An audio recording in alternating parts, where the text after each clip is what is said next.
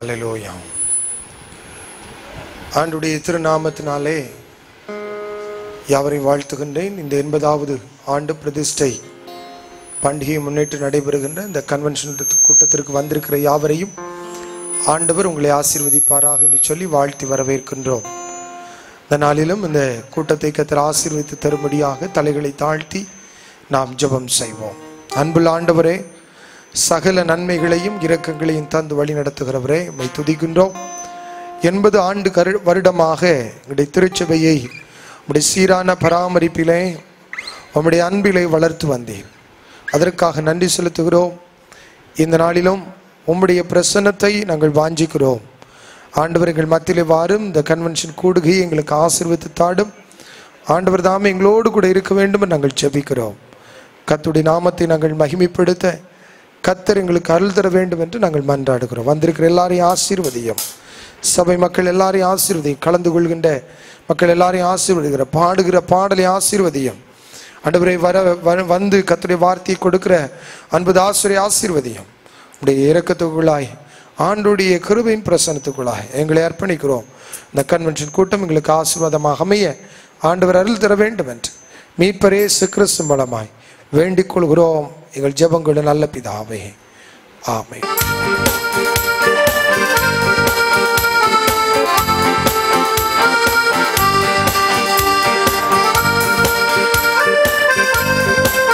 கரங்களை தட்டி சேர்ந்து பாருங்க. எல்லாரும் கரங்களை தட்டுங்க பார்க்கலாம்.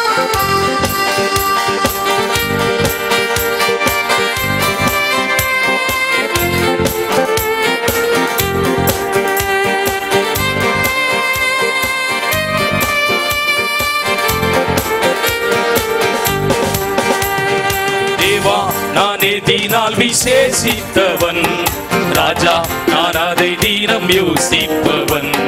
தேவா, நான் எதினால் விசேஷித்தவன், ராஜா நான் அதை தீனம் யோசிப்பவன்.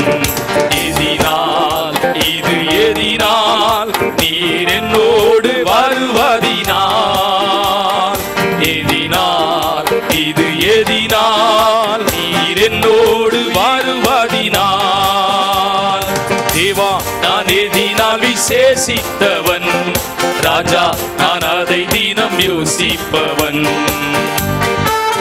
மேக ஸ்தம்பம் மேலிருந்து பாதுகாக்க, பாதை காட்ட பகலெல்லாம் கூட செல்லுது. அன்பான தேவன் நம்மோடு வருவார், அது போதும் நம் வாழ்விலே. நம்பிக்கையோடு பாடலாமா? அன்பான தேவன் நீர் என்னோடு கூட வருவீர், அது போதும் என் வாழ்விலே.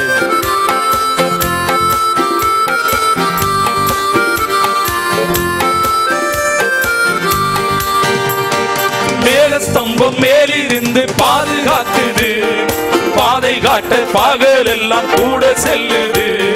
மேகஸ்தம்பம் மேலிருந்து பாதுகாக்குது, பாதை காட்ட பகல் எல்லாம் கூட செல்லுது. அன்பான தேவன் என்னோடு வருவார், அது போதும் என் வாழ்விலே. சத்தமா பாடுமா? அன்பான தேவன் என்னோடு வருவார், அது போதும் என் வாழ்விலே. தேவா, நான் எதினால் விசேஷித்தவன், ராஜா நான் அதை தினம் யோசிப்பவன். தேவா, நான் எதினால் விசேஷித்தவன், ராஜா நான் அதை தினம் யோசிப்பவன். தாகம் கொண்ட தேவஜனம் வானம் பார்க்கிறது, ஆவல் கொண்ட கண்மலையும் கூட செல்லும். என் ஏக்கமெல்லாம் என் தேவன் தீர்ப்பார், சந்தோஷம் நான் காணுவேன். என் ஏக்கங்களை எல்லாம் என் தேவன் தீர்த்து வைப்பார், எனக்கு சந்தோஷத்தை முன்வைத்திருக்கிறார், அதை நான் காணுவேன் என்று நம்பிக்கை உற்சாகமாக பாடுவோமா?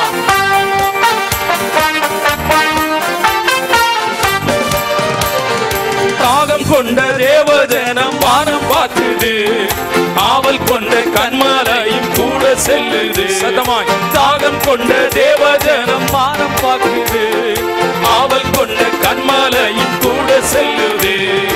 என் ஏக்கமெல்லாம் என் தேவன் தீர்ப்பார், சந்தோஷம் நான் காணுவேன். என் ஏக்கமெல்லாம் என் தேவன் தீர்ப்பார், சந்தோஷம் நான் காணுவேன். தேவா நான் எதினால் விசேஷித்தவன், ராஜா நான் அதை தினம் யோசிப்பவன். தேவா நான் எதினால் விசேஷித்தவன், ராஜா நான் அதை தினம் யோசிப்பவன். எதினால் இது எதினால் நீர் என்னோடு வருவதினால், எதினால் இது எதினால் நீர் என்னோடு வருவதினால். வாழ்க்கையிலே கசப்புகள் கலந்திட்டார், பாசமுள்ள ஒரு மரம் கூட வருது. மாறாவின் நீரை தேனாக மாற்றும் என் நேசர் என்னோடு உண்டு.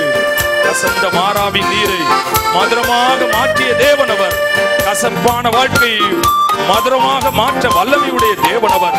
வார்த்தையின் மன்னாவினால் நம்மை நிரப்புகின்ற தேவம் அவர். நம்பிக்கையோடு அவரை புகழ்ந்து பாடுவோமா? வாழ்க்கை கசப்புகள் மாறட்டும் என்று.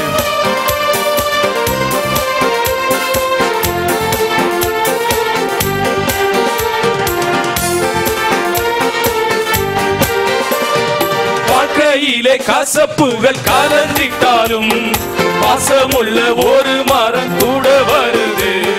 வாழ்க்கையிலே கசப்புகள் கலந்திட்டாலும் பாசமுள்ள ஒரு மரம் கூட வருது. மாறாவின் நீரை தேனாக மாற்றும் என் நேசர் என்னோடுண்டு.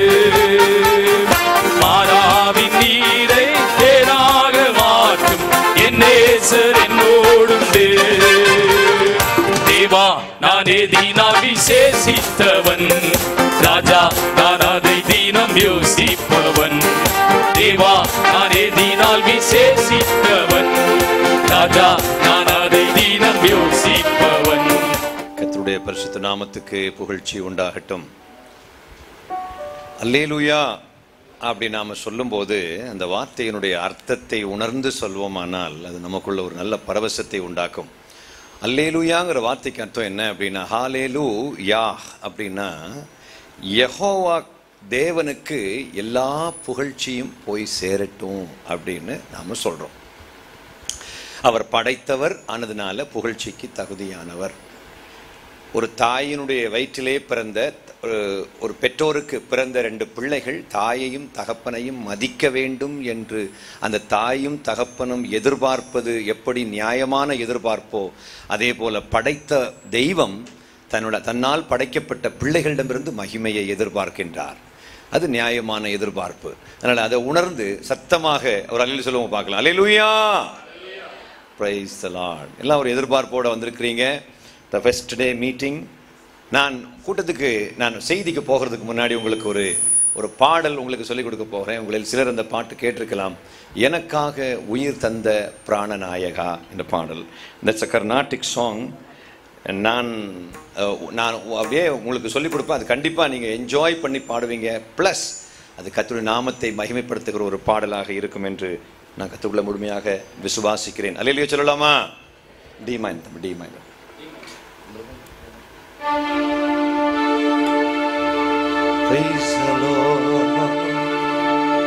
எனக்காக உயிர் தந்த பிராணநாயகா,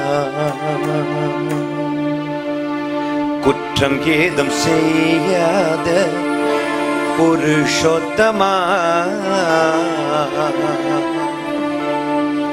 புருஷோத்தமா பொதுவா நம்ம கேள்விப்பட்ட வார்த்தை தான் அடிக்கடி. புருஷோத்தமன் அப்படிங்கிற வார்த்தைக்கு அர்த்தம் புருஷா பிளஸ் உத்தமன்.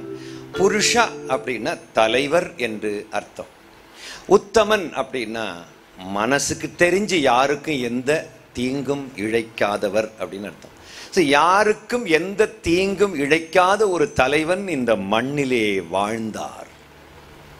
என்னிடத்தில் பாவம் உண்டென்று உங்களில் யார் என்னை குறைகூற முடியும் என்று சவாலாக கூறிய சரித்திரத்தில் வந்த சுத்த கண்ண பரமாத்மா. அல்லேலூயா. சுத்த கண்ண பரமாத்மான்னு சொன்னோன்னே எல்லாம் அப்படி ஒரு மாதிரி பார்க்குது பாரு. நம்ம ஆண்டவருக்கு ஒரு பேர் உண்டு. என்ன பேர் சொல்லுங்க பார்க்கலாம்? தீமையை பார்க்க மாட்டாத, சத்தமா சொல்லுங்களேன், தீமையை பார்க்க மாட்டாத சுத்த கண்ணனே. சத்தமா சொல்லுங்களேன், சுத்த கண்ணா, சத்தமா சொல்லுங்க, சுத்த கண்ணா.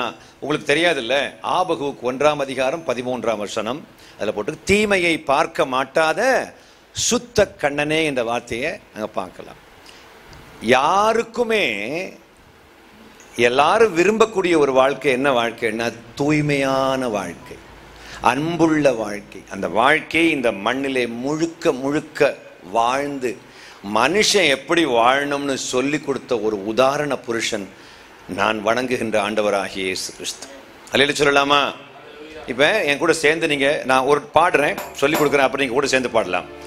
எனக்காக உயிர் தந்த பிராணநாயகா சொல்லுங்க, எனக்காக உயிர் தந்த பிராணநாயகா, குற்றம் ஏதும் செய்யாத புருஷோத்தமா, குற்றம் ஏதும் செய்யாத புருஷோத்தமா, எனக்காக உயிர் தந்த பிராணநாயகா.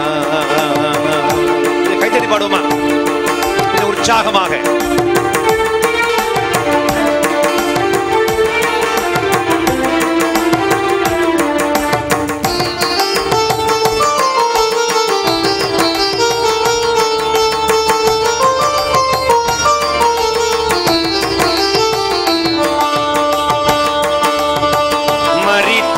உயிர்த்தெழுந்த ஜீவனுள்ள தெய்வமே,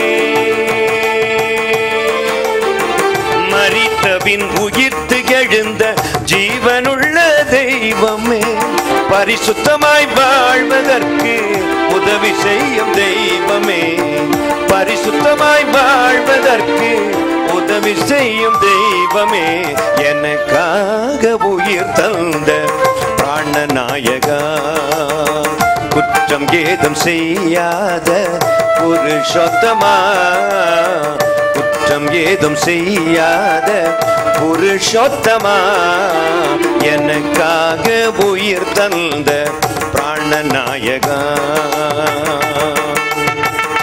பாவியை மீட்க வந்த ஜகத் இரட்சகனே, பாவியை மீட்க வந்த ஜகத் இரட்சகனே, குற்றவாளி என்ற பட்டம் பெற்ற தியாகராஜனே, குற்றவாளி என்ற பட்டம் பெற்ற தியாகராஜனே, எனக்காக எனக்காக உயிர் தந்த பிராணநாயகா, குற்றம் ஏதும் செய்யாத புருஷோத்தமா, குற்றம் ஏதும் செய்யாத புருஷோத்தமா, எனக்காக உயிர் தந்த பிராணநாயகா.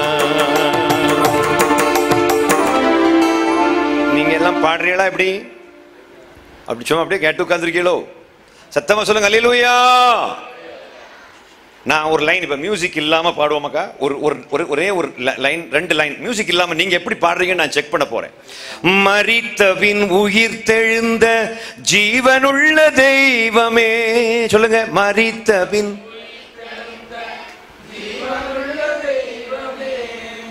அதை ஏன் முறைச்சிட்டே பாடுறீங்க? சந்தோஷமா நமக்கு இந்த சந்தோஷம் பொங்குதே பாட்டையே முறைச்சிட்டே பாடி பழகிட்டேன். என்னமாக்கா சந்தோஷம் பொங்குதே அதையே முறைச்சி.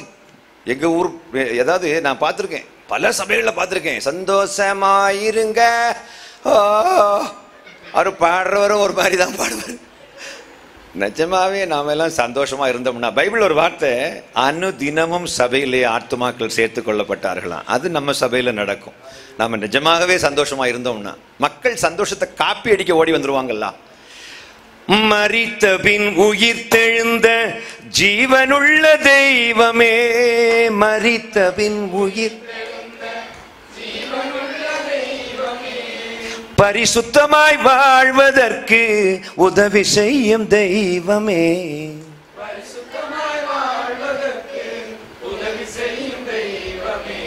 நீ நல்லா பாடுறமக்கா, that's really nice. பாவியை மீட்க வந்த ஜகத் இரட்சகனே, பாவியை மீட்க வந்த. கொஞ்சம் பேர் பார்க்குறாங்க, இது அவங்க பாடுது மாதிரி இல்லை நமக்கு இருக்குது. இன்னொரு பாட்டு உங்களுக்கு நான் சொல்லி தர பாரு, நீங்க ஒரு மாதிரி ஆயிருவிய. நம்ம தமிழ் வேதாகமத்தில் தேவன் அப்படி இருக்குதுல்ல, தேவன் அப்படின்ற வார்த்தை இங்கிலீஷ் பைபிள்ல காட் அப்படி இருக்குது. அதே வார்த்தை தெலுங்கு வேதாகமத்தில் தேவுடு அப்படி இருக்கிறது. அதே வார்த்தை கன்னடா பைபிள்ல தேவரு என்று இருக்கிறது. அதே வார்த்தை ஹிந்தியில பரமேஸ்வர் என்று இருக்கிறது. சமஸ்கிருத வேதாகமத்தில் பரமேஸ்வரா என்று இருக்கிறது. ஆனா நாம பரமேஸ்வராங்கிற வார்த்தையை என்னவா வச்சிருக்கோம் மனசுக்குள்ள? அது நம்ம கடவுளே கிடையாதுல்ல அப்படின்னு நினைச்சிட்டு இருக்கோம். கடவுள்ங்கிற வார்த்தைக்கு இன்னொரு மொழியில பரமேஸ்வர், பரமேஸ்வரா அப்படின்னு. எனக்கு சொந்த ஊர் கன்னியாகுமரி மாவட்டத்தில் உள்ள கருங்கல் என்ற இடம். எனக்கு எங்கள் அப்பா அம்மா வச்ச பேர் அகஸ்டின், எங்கள் அப்பா பேர் ஜோசப், எங்கள் தாத்தா பேர் ஆண்டனி. அப்படி ஒரு கத்தோலிக்க பாரம்பரியத்தில் வளர்க்கப்பட்டிருக்கிறேன். வாழ்க்கையினுடைய ஒரு கட்டத்தில் எங்கள் அப்பாவுக்கு மரணத்துக்கு ஏதுவான ஒரு நோய் வந்து அவர் சாகும் தருவாயில் இருக்கும் பொழுது, நாங்கள் சற்றும் எதிர்பார்க்காத நேரத்தில் ஒரு 2-3 கிலோமீட்டருக்கு அந்த பக்கத்தில் இருந்து ஒரு ஆவிக்குரிய சபையினுடைய ஊழியக்காரர் வந்து என்னுடைய தகப்பனாருக்காக ஜெபித்து, ட்ரிவாண்ட்ரம் மெடிக்கல் காலேஜில் இருந்து கைவிடப்பட்ட என்னுடைய தகப்பனார் பரிபூர்ணமாக குணமடைந்தார்.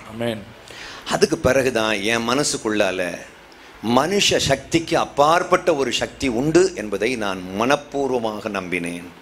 அது வரைக்கும் கடவுள் இருந்தா இருந்துட்டு போட்டோம் அப்படின்ற மாதிரி நினச்சிட்டு இருந்தேன். ஆனால் அதுக்கு பிறகு கடவுள் தேவை என்ற ஒரு மிக முக்கியமான ஒரு இடத்துக்கு நான் வந்தேன்.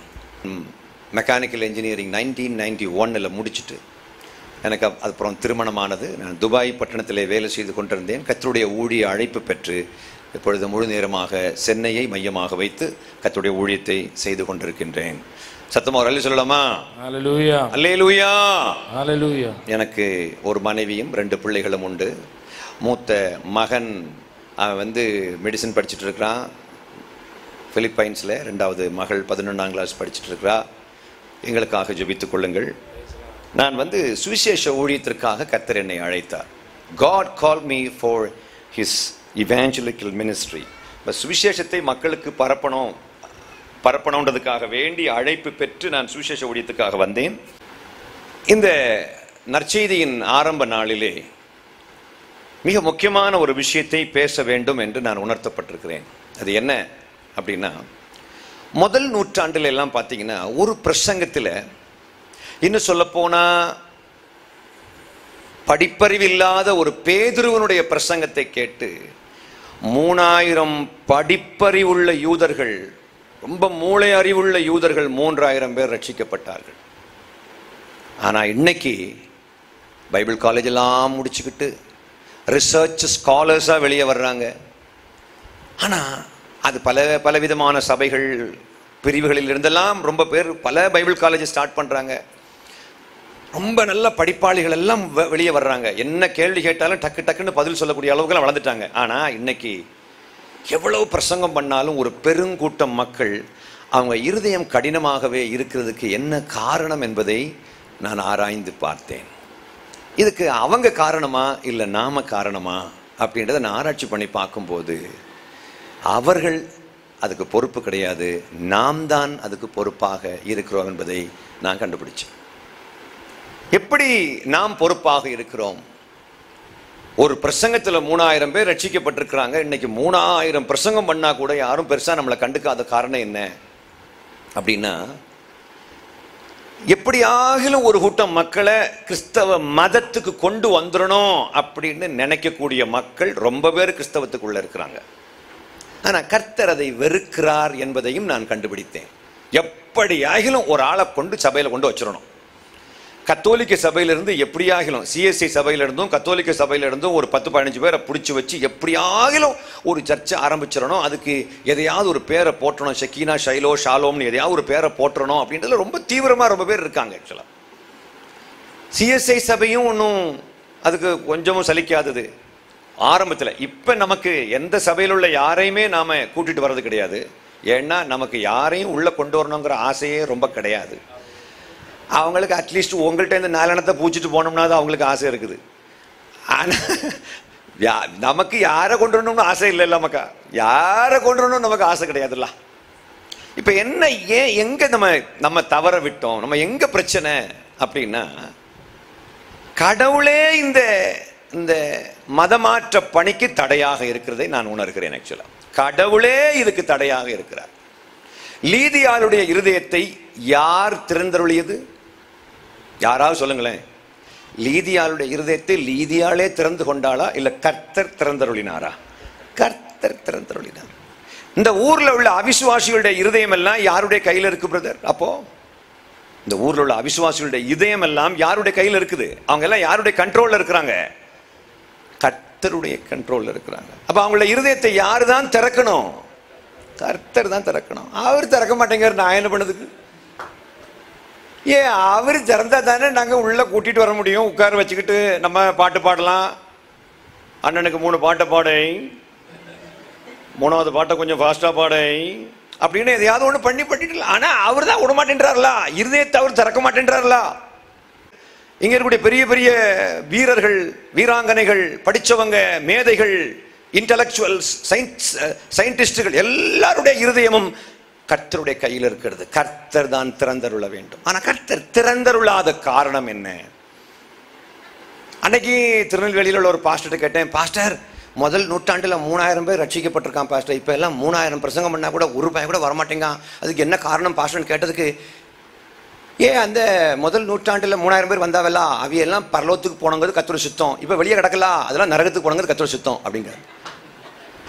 எப்படிப்பட்ட தியாலஜியன் பாருங்களேன், எப்படிப்பட்ட தியாலஜியன். அப்புறம் இன்னொரு விஷயம், இன்னொரு ஆள்கிட்ட பேசுறேன், அவர் சொல்றாரு முதல் நூற்றாண்டுல அற்புதமா நடந்துச்சுது, இப்ப அற்புதமே நடக்கலா. நாங்க முதல் நூற்றாண்டுல 3000 பேர் ரட்சிக்கப்பட்டாங்கல்ல, அவங்க எல்லாம் அற்புதத்தை பார்த்து வந்தவங்களா? மகா அற்புதத்தை பார்த்து வந்தவங்களா? இல்ல. உண்மையிலே சொல்றேன், நீங்க அப்போஸ்தலர் 2ஆம் அதிகாரத்தை எடுத்து வாசித்து பாருங்க. ஒரே முழு ஞானசானம் எடுக்கும் போது அன்றைய தினம் ஞானசானம் எடுத்தவர்கள் ஏறக்குறைய எவ்வளவு பேரு? 3000 பேர். 3000 பேர் ஞானசானம் எடுத்திருக்காங்க. அதுக்கு அடுத்த சாப்டர்ல 5000 பேர் இயேசுவே. இங்க எல்லாம் பெருசா அற்புதத்தை கடவுள் செய்த மாதிரி ஒண்ணு நம்ம அங்க புக்கில் பார்க்கல. அற்புதம் எங்கெல்லாம் நடக்குதோ அங்க ஒரு 4-5 பேர் ரட்சிக்கப்படுறாங்க. பட் வசனத்தை கேட்கும் போது மக்கள் ரொம்ப பேர் ரட்சிக்கப்பட்டாங்க. அப்ப இன்னைக்கு வசனம் பிரசங்கம் பண்றவங்க அகத்தியன் பிரதர் மாதிரி ஆயிரக்கணக்கான பேர் இருக்காங்களா? யாரும் வரமாட்டேங்கவல்ல. அதுவும் பிரசங்கம் எல்லாம் பண்ணும்போது தொண்டை கிளீற மாதிரி கத்தி பிரசங்கம் நாங்கெல்லாம் பண்ணுவோம்ல. ஆனா ஒரு பயலும் கண்டுக்க மாட்டேங்க. இதுக்கு என்ன காரணங்கிறது நான் இன்னைக்கு கர்த்தர் எனக்கு ஆராய்ச்சி பண்ணக்கூடிய வெளிச்சமான கண்களை கர்த்தர் எனக்கு கொடுத்தார். அதை கடந்த சில ஆண்டுகளாக நான் தமிழ் திருச்சபைக்கு போதித்துக் கொண்டிருக்கிறேன். பல நாடுகளுக்கும் சென்று இதை நான் போதிக்கிறேன். ஏன் நம்மளை பார்க்குறவங்க தொந்தரவா பார்க்குறாங்க? நம்ம வந்து அடுத்தவங்களுக்கு ஒரு தொந்தரவு மாதிரி மாறிட்டோம். காரணம் என்ன? வாசிக்கலாம். இயேசு எதற்காக தேவை? கிரைஸ்ட்ங்கிற கான்செப்ட் மனுஷனுக்கு எதற்காக தேவை? இயேசு கிறிஸ்தவர்களுக்கு மட்டும் உரியவர் அல்ல. இந்த உலகத்தில் பிறந்த எந்த மனுஷனுக்கும் இயேசு கிறிஸ்து தான் இரட்சகர். அவர் எதற்காக இந்த உலகத்துக்கு தேவையாம்? வாசிக்கலாம். 1 தீமோத்தேயு 1ஆம் அதிகாரம் 15வது வசனம். சத்தமா வாசிங்களேன், அது எல்லாருக்கும் தெரிஞ்ச ஒரு வசனம் தான். பாவிகளை ரட்சிக்க போதுமா? பாவிகளை ரட்சிக்க கிறிஸ்து இயேசு உலகத்துக்கு வந்தார். பாவிகள் அப்படின்னா யாரு? பாவம் செஞ்சவங்க எல்லாம் பாவிகள், குற்றம் செய்பவர்கள் எல்லாம் பாவிகள். பாவம் என்றால் என்ன? பாவம்னா என்னது? 1 யோவான் 3:4 வாசியுங்கள். 1 யோவான் 3:4 வாசிங்க.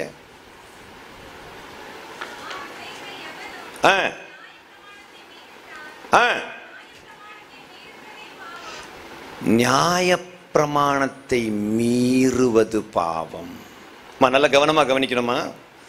கொஞ்சம் பேர் கவனிக்கல. ஏன் தெரியுமா? இந்த பிரசங்கம் நாங்க யாருக்குன்னா கேட்டிருக்கோம்ல. தப்பு பண்றீங்க. இது அந்த பிரசங்கம் இல்ல, இது வேற மாதிரி ரூட்ல போகுது இந்த பிரசங்கம். நியாய பிரமாணத்தை மீறுவது பாவம். எனக்கு ஒரு பழக்கம் உண்டு. நான் இப்ப என்ன சொன்னேன்? இப்ப பேசிட்டு இருக்கேன். எப்ப நான் இப்ப என்ன சொன்னேன்? தம்பி நான் இப்ப என்ன சொன்னேன் அப்படி கேட்டா நீங்க பதில் சொல்வதற்கு ஆயத்தமாக இருக்க வேண்டும். அவ்வளவு தூரம் கவனமாக கவனிக்க வேண்டும். இதே மாதிரி தான் திருநெல்வேலியில சங்கரன்கோயில் தாலுகாவில் ஒரு ஊருக்கு போயிருக்கிறேன். அதில் ஃப்ரெண்டில் ஒரு ஆள் உட்கார்ந்துருக்காரு. அவருக்கு பேர் என்னன்னு கேட்டேன். மாடசாமின்னு சொன்னார். மாடசாமின்னு சொன்னார். அப்புறம் சில விஷயங்கள்லாம் சொல்லி கொடுத்துக்கிட்டு, மாடசாமி நான் இப்போ என்ன சொன்னேன்னு கேட்டேன். அதுக்கு மாடசாமி சொன்ன பதில், நான் உயிர் என் உடம்புல இருந்து பிரிகிறது வரைக்கும் மறக்காது. அப்படிப்பட்ட ஒரு பதில் சொன்னார். என்ன பதில் தெரியுமா பிரியமானவர்களே? மனசை திடப்படுத்தி கொள்ளுங்கள். அவர் சொன்ன பதில், நான் சொல்லேன், மாடசாமி நான் இப்போ என்ன சொன்னேன் அப்படி கேட்டேன். அவர் சொல்றாரு, மாடசாமி நான் இப்போ என்ன சொன்னேன் அப்படி சொன்னீங்க. எப்படிப்பட்ட விசுவாசிகள் கிளம்பி வர்றாங்க தெரியுமா? நல்ல கவனமாக கவனிக்க வேண்டும். நியாய பிரமாணத்தை மீறுவது பாவம். பச்சையா சொல்ல போனா சட்டத்தை மீறுறது பாவங்க.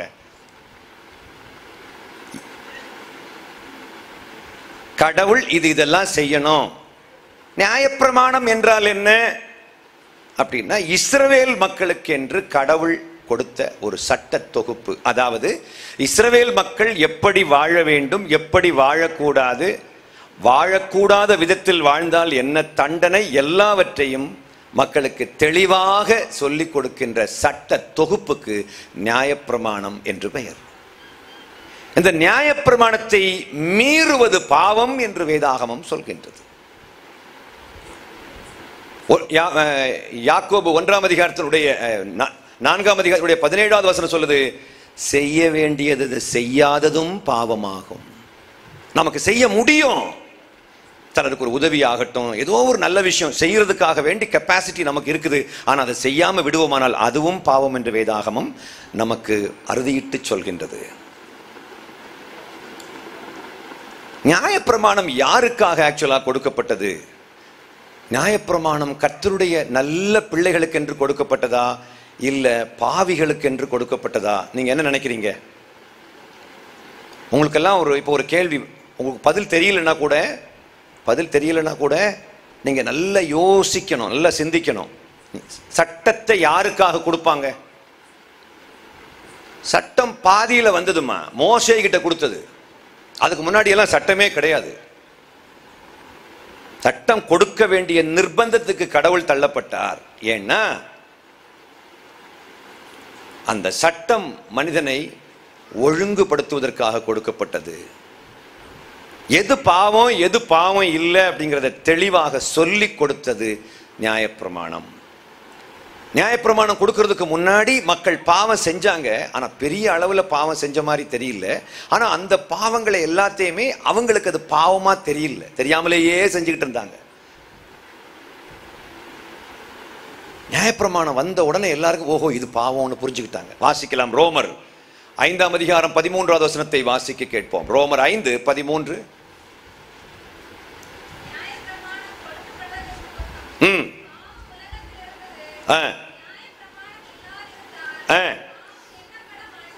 இந்த வசனத்துக்கு அர்த்தம் யாருக்காவது புரியுதா? பாவம் எண்ணப்பட மாட்டாது அப்படின்ற வார்த்தைக்கு அர்த்தம் உங்களுக்கு புரியலங்கிறது எனக்கு புரிஞ்சிச்சு. இப்ப ரோமர் 7ஆம் அதிகாரம் 7ஆம் வசனம் வாசிங்க. ரோமர் 7:7 வாசி.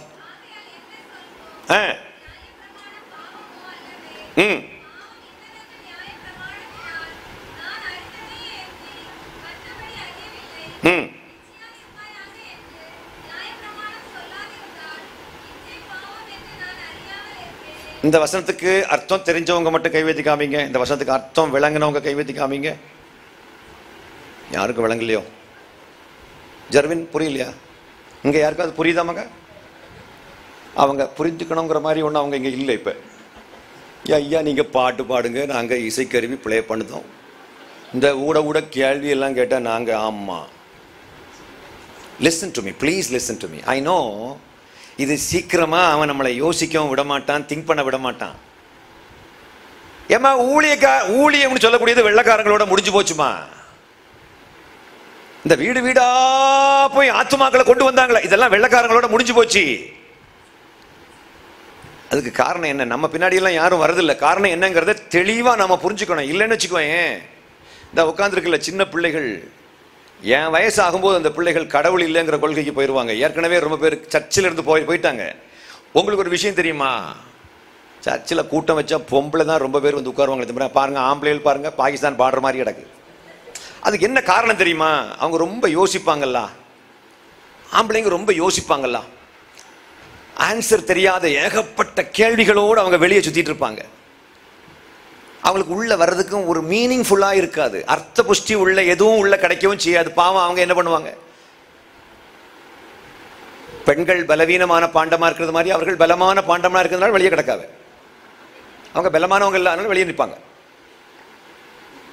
அப்படியே ஒரு தம் அடிச்சுட்டு ஓய் மாப்பிள்ள ஓய் சும்மா இருக்கிறா அப்படின்னு அப்படியே சுத்திட்டு வருவாங்க. சில சபையில் பார்த்துருக்கேன், அப்படியே சுற்றி வருவாங்க, எரிகோ மதுளை சுற்றுற மாதிரி. அப்படியெல்லாம் ரொம்ப ஆட்களை பார்த்துருக்கோம்ல. அன்னைக்கு பார்த்தா ஒரு ஓதேசியரும் சேர்ந்து சுற்றுவார். This is happened in Bangalore. Actually Bangalore நடந்த சம்பவம் இது. திரும்ப வாசிங்கம்மா, 7:7 வாசிங்க.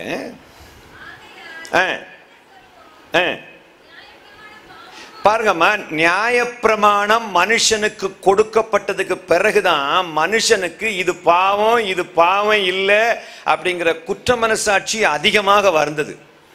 அதுக்கு முன்னாடி அவன் செஞ்சுட்டு இருந்த ரொம்ப காரியங்கள் குற்றம்னே தெரியாது. நல்ல கவனமா கவனிங்க. நியாயப்பிரமாணம் எதுக்காக கொடுக்கப்பட்டது?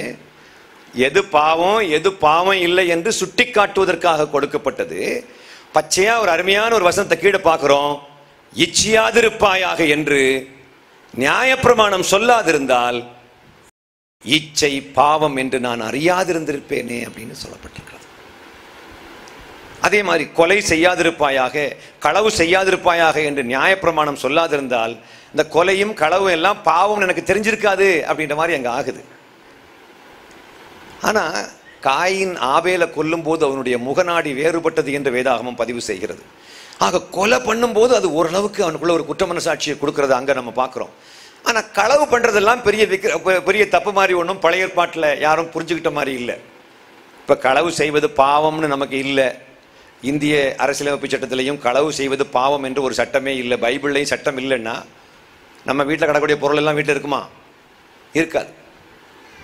நம்ம வீட்டை நல்லா ஸ்ட்ராங்காக பூட்டி போட்டுக்கிட்டு வேற ஒரு வீட்டுக்கு எதுக்கு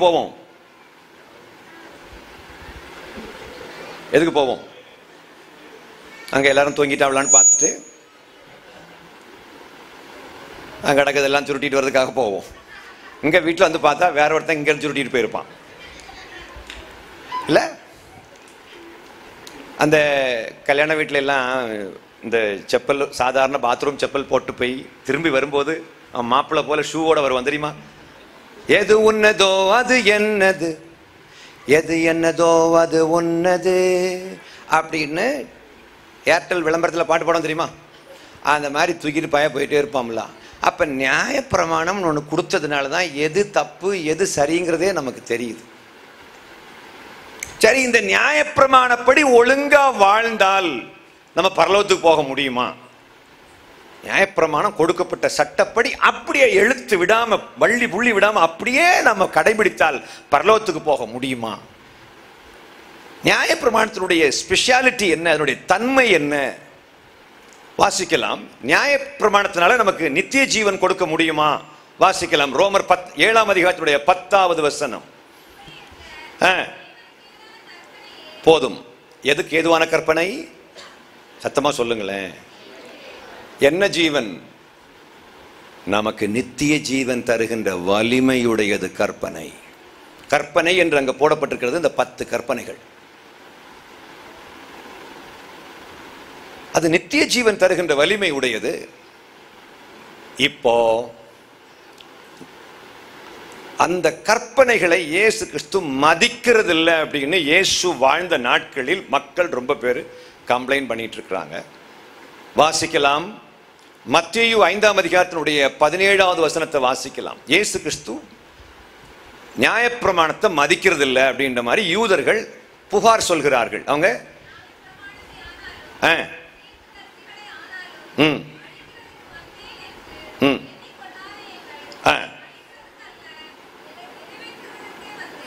நான் நியாயப்பிரமாணத்தை அழிக்க வந்தேன், தீர்க்க தரிசனத்தை அழிக்க வந்தேன்னு நீங்க நினைக்காதீங்க.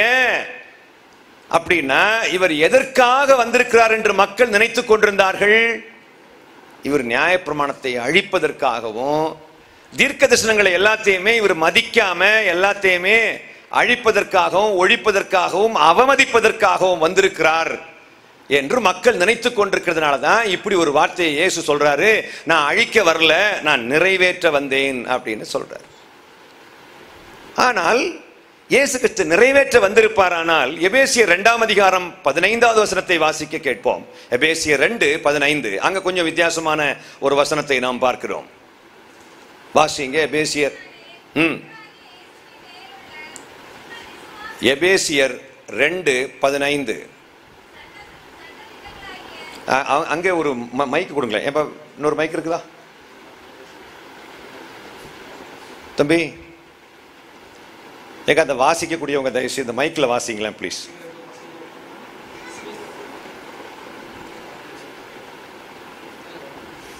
இந்த வசனத்தை சத்தமா வாசிங்க. மோசே மூலமாக தேவன் தன்னுடைய பிள்ளையாகிய இஸ்ரவேல் மக்களுக்கென்று கொடுத்த இந்த நியாயப்பிரமாணத்தை இயேசு கிறிஸ்து தன்னுடைய மாம்சத்தினாலே ஒழித்து அப்படின்னு பார்க்கிறோம். இல்ல கவனமா கவனிங்க ப்ளீஸ். முதல்ல என்ன பார்த்த மக்களே? நான் நியாயப்பிரமாணத்தை அழிக்க வரவில்லை, நிறைவேற்ற வந்தேன் என்று மத்தேயு 5:17 வசனத்திலே இயேசு கிறிஸ்து சொல்கிறார். இப்ப இயேசுவை பற்றி பவுல் என்ன சொல்கிறார் வாசிங்க. அதான் 2:15. சட்ட திட்டங்களாகிய நியாய பிரமாணத்தை தம்முடைய மாம்சத்தினாலே ஒழித்து, சட்ட திட்டங்களாகிய நியாய பிரமாணத்தை தன்னுடைய மாம்சத்தினாலே ஒழித்து, இரு திறத்தாரையும் நமக்குள்ளாக ஒரே புதிய மனுஷனாக. இது இரு திறத்தார் என்று சொல்வது யாரெல்லாம் அப்படின்னா, நியாயப்பிரமாணம் உடையவர்களையும் நியாயப்பிரமாணம் கொடுக்கப்படாதவர்களையும், நியாயப்பிரமாணம் பெற்றுக்கொண்டவர்களையும் நியாயப்பிரமாணம் பெற்றுக்கொள்ளாத புறவினத்து மக்களை பற்றியும் பவுல் குறிப்பிடுகிறார். சட்ட திட்டங்களாகிய நியாயப்பிரமாணத்தை தம்முடைய மாம்சத்தினாலே ஒழித்து அப்படின்னு இங்க வருது. இப்ப நமக்கு நியாயமா ஒரு டவுட் வரணும். என்ன டவுட் வந்துச்சுமா உங்களுக்கு? வசனம் வாசித்து உங்ககிட்டே கேட்கிறேன், என்ன டவுட் வந்துச்சு உங்களுக்கு? ஏதாவது டவுட் வந்துச்சுதா? ஒரே ஒரு டவுட்டு, இந்த கூட்டம் எப்ப முடியும்? அந்த டவுட் தான் நமக்கு. வேற ஏதாவது டவுட் இருக்கா? இதுல என்ன டவுட் இருக்குது? டவுட் யாருக்கு வருது? எனக்கு டவுட் வருது. உங்களுக்கு டவுட் வருதா தம்பி? விவின் டவுட் வருது இல்ல? என்ன டவுட் வருது? இப்படி எல்லாம் கேட்கக்கூடாது. சொல்லுங்க சொல்லுங்க. யாருக்கு டவுட் வருது மக்கா? யாருக்கு டவுட் வருது சொல்லுங்க சொல்லுங்க.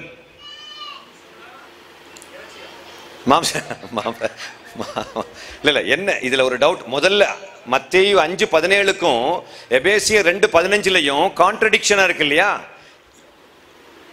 ரெண்டுக்கும் ஒரு முரண்பாடு இருக்கு இல்லையா?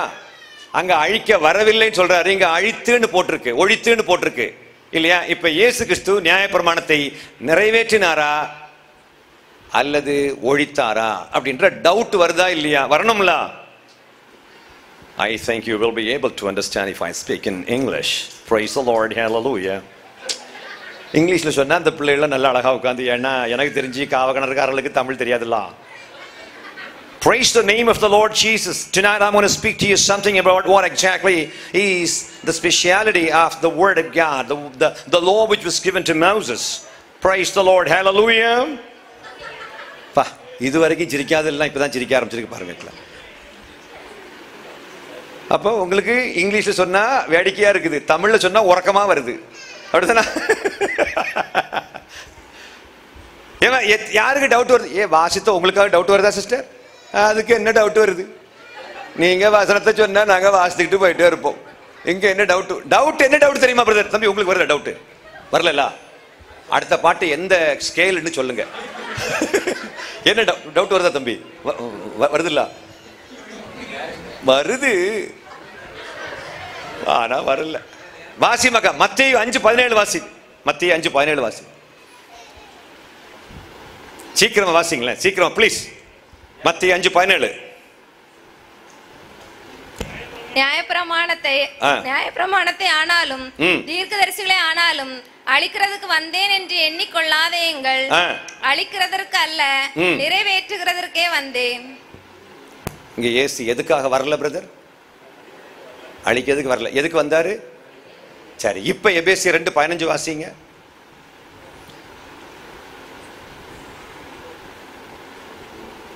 ஏன்னா நம்ம இந்த சாதாரணமா இந்த பாட்டு பாடுறதும் டான்ஸ் ஆடுறதும் ஜம்பிங் பண்றதுமா வாழ்க்கை போயிட்டு இருக்குது.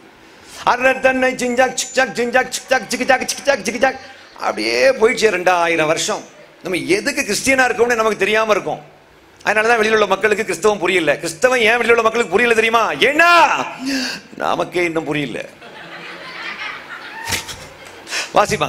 சட்ட திட்டங்களாகிய நியாய பிரமாணத்தை தம்முடைய மாம்சத்தினாலே ஒழித்து. போதுமா?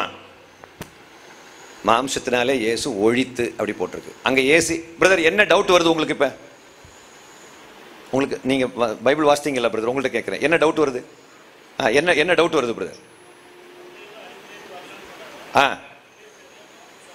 ஒழித்துன்னு போட்டிருக்கு. இப்ப அழித்தாரா அழிக்கலையா? டவுட் வருதா இல்லையா? ஏமா டவுட் வருதா இல்லையா? வரல. டவுட் வரலன்னா அழுதுருவேன். இது எவ்வளவு பயங்கரமா இருக்கு பாருங்க. காவ கிணறு. நான் ஊர்ல மெட்ராஸ்ல நான் சொல்லிட்டு வந்திருக்கேன். எங்க ஊர் திருநெல்வேலி எவ்வளவு பயங்கரமான ஆட்கள் தெரியுமா? வசனத்துல சும்மா புலியா இருப்பாங்க. கத்தர் மேய்ப்பராக நான் தாழ்ச்சி அடையேன், கத்தர் மேய்ப்பராக நான் தாழ்ச்சி அடை. என்ன அழகா சொல்லுவாங்க தெரியுமா? அந்த வசனம் 119 சங்கீதம் அந்த ஃபுல்லா மனப்பாடம் பண்ணி சொல்லலைன்னா எனக்கு அன்னைக்கு கறி குழம்பு கிடையாது. அவ்வளவு தூரத்துக்கு நியாயப்பிரமாணவாதிகள் உயிரோடு இருக்கக்கூடிய பூமி இந்த பூமி. அப்ப எவ்வளவு பயங்கரமான வசன புலிகளா இருப்பாங்கன்னு இங்க வந்து பார்த்தா ஐயோ ஐயோ. இல்ல கவனமா கவனிங்கம்மா. மத்தேயு 5:17 இயேசு சொல்றாரு, நான் நியாயப்பிரமாணத்தை அழிக்க வரவில்லைன்றார். பவுல் சொல்றாரு, இயேசு நியாயப்பிரமாணத்தை தன்னுடைய மாம்சத்தினாலே ஒழித்தார் என்று பார்க்கிறோம். இப்ப ஒழித்தாரா இல்ல நிறைவேற்றினாரா அப்படின்றத நாம கண்டுபிடிக்க வேண்டும். இந்த நியாயப்பிரமாணத்தை நிறைவேற்றத்தான் இயேசு வந்தார். ஆனால் நியாயப்பிரமாணப்படி வாழ்வதுதான் நியாயப்பிரமாணத்தை நிறைவேற்றுவதா? நியாயப்பிரமாணத்துடைய வார்த்தைகள்லாம் என்னென்ன போட்டிருக்கோ, மோசே கிட்ட என்னென்ன எழுதி கொடுத்தாரோ அந்த வார்த்தைப்படி அப்படியே ஒரு எழுத்து விடாம அப்படியே வாழ்றதுக்கு பேர் தான் நிறைவேற்றுவதா அப்படி கேட்டா இல்ல. ஏன்னா வார்த்தைப்படி இயேசு, நியாயப்பிரமாணப்படி இயேசு வாழ வரவில்லை, அவர் வாழவும் இல்லை. யோவான் 5:18 வாசிங்க. யோவான் 5:18.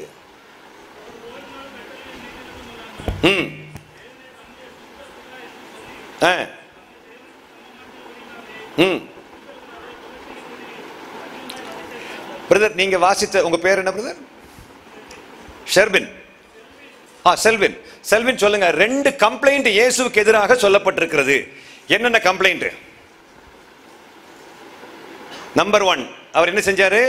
ஓய்வு நாள் கற்பனையை மீறினதும் அல்லாமல். 2வது, இயேசு கிறிஸ்து தேவனை தன்னுடைய சொந்த பிதா என்று உரிமை கொண்டாடினார். இந்த 2 காரியங்களும் இயேசுவுக்கு எதிராக குற்றச்சாட்டுகளாக வைக்கப்பட்டன. இப்ப இயேசு ஓய்வு நாள் கற்பனையை மீறினாரா அப்படின்னா, மீறவில்லையானால் யோவான் இப்படி எழுதியிருக்க மாட்டார். இது எழுதினது ஏதோ பரிசேயர்களோ இல்ல வேதபாரகர்களோ இயேசுவுக்கு எதிரானவர்களோ இப்படி எழுதவில்லை. இயேசு கொலை செய்ய வகை தேடப்பட்டதுக்கு காரணம் என்ன என்பதை தெளிவாக எழுதிய யோவான் அப்போஸ்தலன் எழுதுகிறார். அவர் ஓய்வு நாள் கற்பனையை மீறினார். பிதாவை தன்னுடைய சொந்த பிதா, கடவுளை தன்னுடைய சொந்த பிதா என்று உரிமை பாராட்டினார். இந்த ரெண்டு விஷயத்தினால நாம ஒரு விஷயம் கண்டுபிடிக்கிறோம். இயேசு நியாயப்பிரமாணப்படி வாழவில்லை. எப்படின்னா, ஓய்வு நாள் கற்பனையும் நியாயப்பிரமாணத்தினுடைய ஒரு விதி. அங்கே ஒரு சட்டம் இருக்குது, ஓய்வு நாளில் ஓய்ந்திருக்க வேண்டும். வாசிக்கலாம். யாத்திராகமம் 20ஆம் அதிகாரத்தினுடைய 5வது வசனம் 7 வசனம் வாசிங்க. 7வது வசனம் வாசிங்க.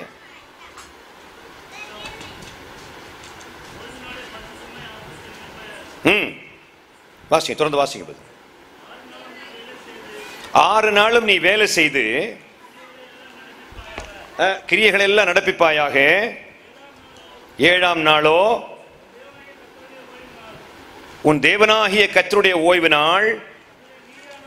அதிலே நீ ஆனாலும் உன் குமாரனானாலும் உன் குமாரத்தியானாலும் உன் வேலைக்காரனானாலும் உன் வேலைக்காரியானாலும் மிருக ஜீவனானாலும் உன் வாசல் இருக்கிற அந்நியனானாலும் ஒரு வேலை செய்யக்கூடாது. கையை காலை வச்சுட்டு பேசாம உட்காந்துடணும். இது இஸ்ரவேல் மக்களுக்கென்று தேவன் மோசே மூலமாக கொடுத்த சட்டம். இந்த சட்டப்படி இயேசுவும் வாழ வேண்டும் என்று எதிர்பார்க்கப்பட்டிருந்தார். And Jesus was expected to follow these rules which was given to Moses. மோசேயுடைய கையில கொடுக்கப்பட்ட சட்டம் இந்த சட்டம். அன்னைக்கு அந்த 7ஆம் நாள் ஒரு வேலையும் செய்யக்கூடாது. இன்னும் சொல்ல போனா வசனங்கள் ரொம்ப இருக்குது, அது எடுக்கிறதுக்கு இப்ப நேரம் இல்லை. வீட்டில் தீ மூட்டக்கூடாது மக்களே, தீ மூட்டக்கூடாது. அந்த ஓய்வு நாளில், ஓய்வு நாளில் ஒரு வேலையும் செய்யக்கூடாது. அன்றைக்கு தேவையான உணவு அதுக்கு முந்தின நாள் டபுள் மடங்காக வானத்திலிருந்து பொழிந்தருளப்படும். அதை கலெக்ஷன் பண்ணிக்கணும், அடுத்த நாள் வச்சு சாப்பிடணும். பட் ஆனால் தீ மூட்டக்கூடாது அப்படின்னு போட்டிருக்கு. இயேசு கிறிஸ்து ஓய்வு நாள் கற்பனையை மீறினதும் அல்லாமல், இயேசு ஏன் கொலை பண்ணாங்கிற விஷயம் யாருக்கு தெரியும்? எங்க ஊர்ல குளச்சல்ங்கிற ஊர்ல ஒருத்தன் துக்க வெள்ளிக்கிழமை குடிச்சுக்கிட்டு கீழே வந்து கிடக்கான், கிறிஸ்தவன். ஓய் ஏன் குடிச்சுன்னு கேட்டா, ஆண்டவரை கொண்டு விட்டாவளே. ஃபுல் அவர் ஃபுல்லின் மேல் அசைவாடுகிறார். அழுகுறாரு. ஏன்? ஆண்டவரை கொண்டு விட்டாவல்ல. இதான் கிறிஸ்தவன். கிறிஸ்தவம்னாலே அந்த லெவலுக்கு வந்து நிற்கான். இப்ப ஆம்பளைங்க அப்படின்னா பொம்பளைங்க பெரிய வித்தியாசங்கள் எதுவும் இல்லை பாரு. இங்கேயே பயங்கரமா வேடிக்கை பார்க்குறீங்க. நல்ல கவனமாக கவனிங்க, நல்ல கவனமாக கவனிங்க. இயேசு கிறிஸ்து செய்ததாக சொல்லப்பட்ட 2 குற்றங்கள் யாவை? பாப்பா சொல்லு.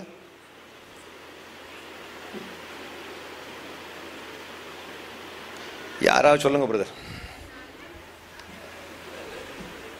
என்னால முடியல பிரதர். நான் காவ கிணறுனா ஏதோ பெரிய ரொம்ப பயங்கரமான ஆட்கள், ரொம்ப விவரமான ஆட்கள் நினைச்சிட்டு இருக்கேன். இங்க வந்து பார்த்தா இந்த ஏமா இயேசு கிறிஸ்து செய்ததாக சொல்லப்பட்ட 2 தவறுகள் யாவை? ஓய்வு நாள் கற்பனையை மீறியது, தேவனை தன்னுடைய சொந்த பிதா என்று சொன்னது.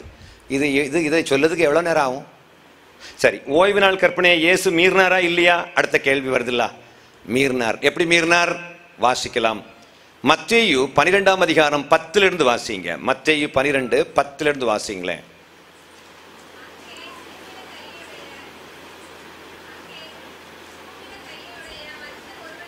அந்த மைக்கு. அப்பொழுது அவர் மேல் குற்றம் சாட்டும்படிக்கு ஓய்வு நாளில் சொஸ்தமாக்குகிறது நியாயமா என்று கேட்டார்கள். அதற்கு அவர், உங்களில் எந்த மனுஷனாகிலும் ஒரு மாடு இருந்து அது ஓய்வு நாளில் குழியிலே விழுந்தால் அதை பிடித்து தூக்கிவிட மாட்டானோ? ஆட்டை பார்க்கிலும் மனுஷனானவன் எவ்வளவோ விசேஷித்தவனாயிருக்கிறான். ஆதலால் ஓய்வு நாளிலே நன்மை செய்வது நியாயம்தான் என்று சொன்னார். ஓய்வு நாளில் நன்மை செய்வது நியாயம். நான் கேட்கிறேன், ஓய்வு நாளில் டயர் பஞ்சர் ஓட்டு தாங்க எல்லாம். இது நன்மை செய்யறானா தீமை செய்யறானா? அப்ப ஓய்வு நாளில் பஞ்சர் கடை திறக்கலாமா திறக்கப்படாதா? அது நன்மை தானே. இந்த ஊர்ல உள்ள எந்த பிசினஸும் நன்மை தான் செய்யறாங்க. நன்மையா தீமையா? எல்லாம் நன்மை தானம்மா. பஸ் ஓடுதுல்ல, பஸ் ஏன் பஸ்ல தீமையா நடக்குது? நன்மை தானம்மா. இங்க இருந்து வண்டியில யாரையும் உட்கார்ந்தோம்னா திருநெல்வேலி கொண்டு விடுவாங்களா? அப்ப அது எது? நன்மை தானே. ஆனா ஓய்ந்திருக்கணும், ஒரு வேலையும் செய்யக்கூடாது. நன்மை செய்யலாமா? ஆண்டவர் சொல்லுதாரு. இப்ப நான் கேட்கிறேன், ஓய்வு நாளில் என்ன பண்ணக்கூடாது? ஒரு வேலையும் செய்யக்கூடாது. யாராவது கொஞ்சம் யோசித்து பாருங்க. ஓய்வு நாள் கற்பனை கர்த்தர் கொடுத்த கற்பனை, இது தேவன் கொடுத்த கற்பனை. எதற்காக கொடுத்திருப்பார்னு நீங்க நினைக்கிறீங்க? எதற்காக ஓய்வு நாளில் ஒரு வேலையும் செய்யாம இருக்கணும்னு எதுக்காக கொடுத்திருப்பான்னு நீங்க நினைக்கிறீங்க? யாராவது சொல்லுங்களேன். என்னம்மா சொல்லட்டா? அந்த பரம ரகசியத்தை நான் சொல்கிறேன். ஓய்வு நாளில் ஓய்வு எடுக்க வேண்டும் என்று கர்த்தர் சொன்ன காரணம் வேற ஒண்ணும் இல்லை மக்களே. உடம்புக்கு ரெஸ்ட் தேவை, ஆனதுனால ஓய்வு எடுக்க சொன்னார். அல்லேலூயா. அதையும் கேட்டுக்கிட்டு தொட்டி வீட்டில் உட்காந்துருக்க மாதிரி உட்காந்துருப்பாரு. ஏமா உடம்புக்கு ரெஸ்ட் தேவை, ஆனதுனால ரெஸ்ட் எடுக்க சொன்னார். அவ்வளவுதான். நீ கையை கால வச்சுட்டு பேசாம உட்காந்துருன்னு சொல்றாரு. Listen to me very carefully now. எதுக்காக ஓய்வு நாள் கற்பனையே ஃபாலோ பண்ணணும்னு சொன்னாரு? உடம்புக்கு ரெஸ்ட் எடுக்கணுங்கிறதுக்காக சொன்னாரு. ஆனா இஸ்ரவேல் மக்கள் அந்த நாளை எப்படி நினைக்க ஆரம்பித்து விட்டார்கள்? ரொம்ப புனிதமான நாள், பக்கத்து வீடு தீ பிடிச்சா கூட கண்டுக்கப்படாது அப்படின்னு நினைக்க ஆரம்பிச்சிட்டாங்க. அப்பதான் ஆண்டவர் சொல்றாரு, ஆண்டவருக்கு நல்லா தெரியும், யார்? இயேசு கிறிஸ்துவுக்கு நல்லா தெரியும் எதுக்காக இந்த கற்பனை கொடுக்கப்பட்டது. எதுக்காக கொடுக்கப்பட்டது? உடம்பு ரெஸ்ட்டுக்காக கொடுத்தது. ஆனா இவங்க என்ன நினைச்சிட்டு இருக்கிறாங்க? பக்கத்து வீடு தீ பிடிச்சா கூட கண்டுக்க மாட்டாங்க. அங்கதான். ஆனா இன்னொரு விஷயம், ஓய்வு நாள் கற்பனையை மீறினார், என்ன பனிஷ்மெண்ட்னு யாருக்காவது தெரியுமா? வேதாகமம் சொல்கிறது, ஓய்வு நாள் கற்பனையை மீறுகிறவனுக்கு பனிஷ்மெண்ட் அவன் கொலை செய்யப்பட கடவன் அப்படின்னு போட்டிருக்கு பைபிள்ல. இப்ப தொடர்ந்து வாசிங்கம்மா, அந்த வசனத்தை வாசி, தொடர்ந்து வாசி. இயேசு கிறிஸ்துவை என்ன செய்ய ட்ரை பண்றாங்க பாருங்க, வாசிங்கம்மா. மத்தேயு 12. அப்பொழுது பரிசேயர் வெளியே போய் அவரை கொலை செய்யும்படி அவருக்கு விரோதமாய் ஆலோசனை பண்ணினார்கள். எதுக்காக? அந்த சூம்பின கை உள்ளவன் எழுப்பி நடக்க ஆரம்பிச்சிட்டாமாக்கா.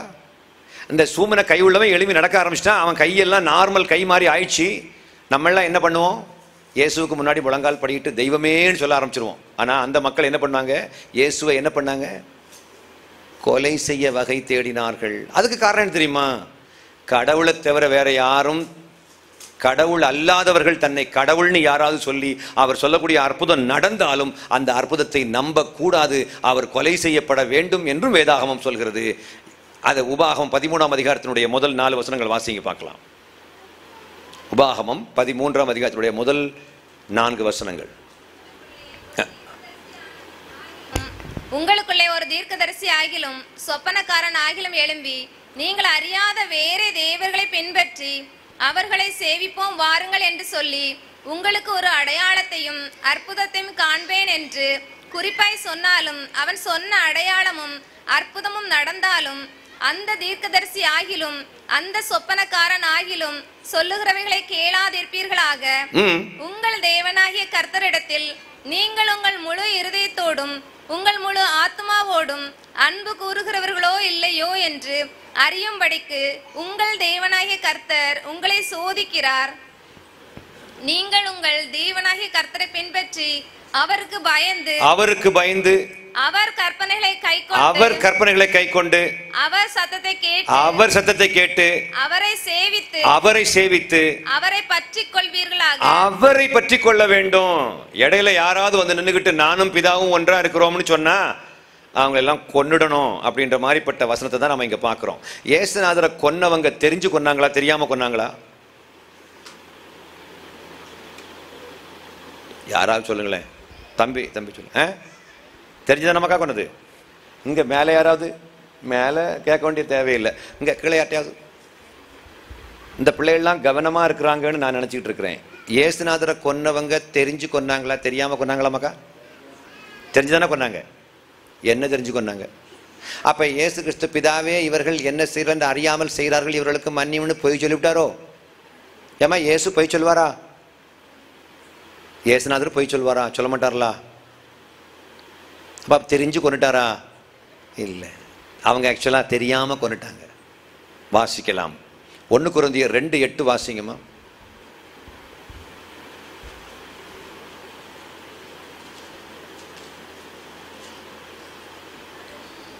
அதை பிரபஞ்சத்து பிரபுக்களில் ஒருவனும் அறியவில்லை.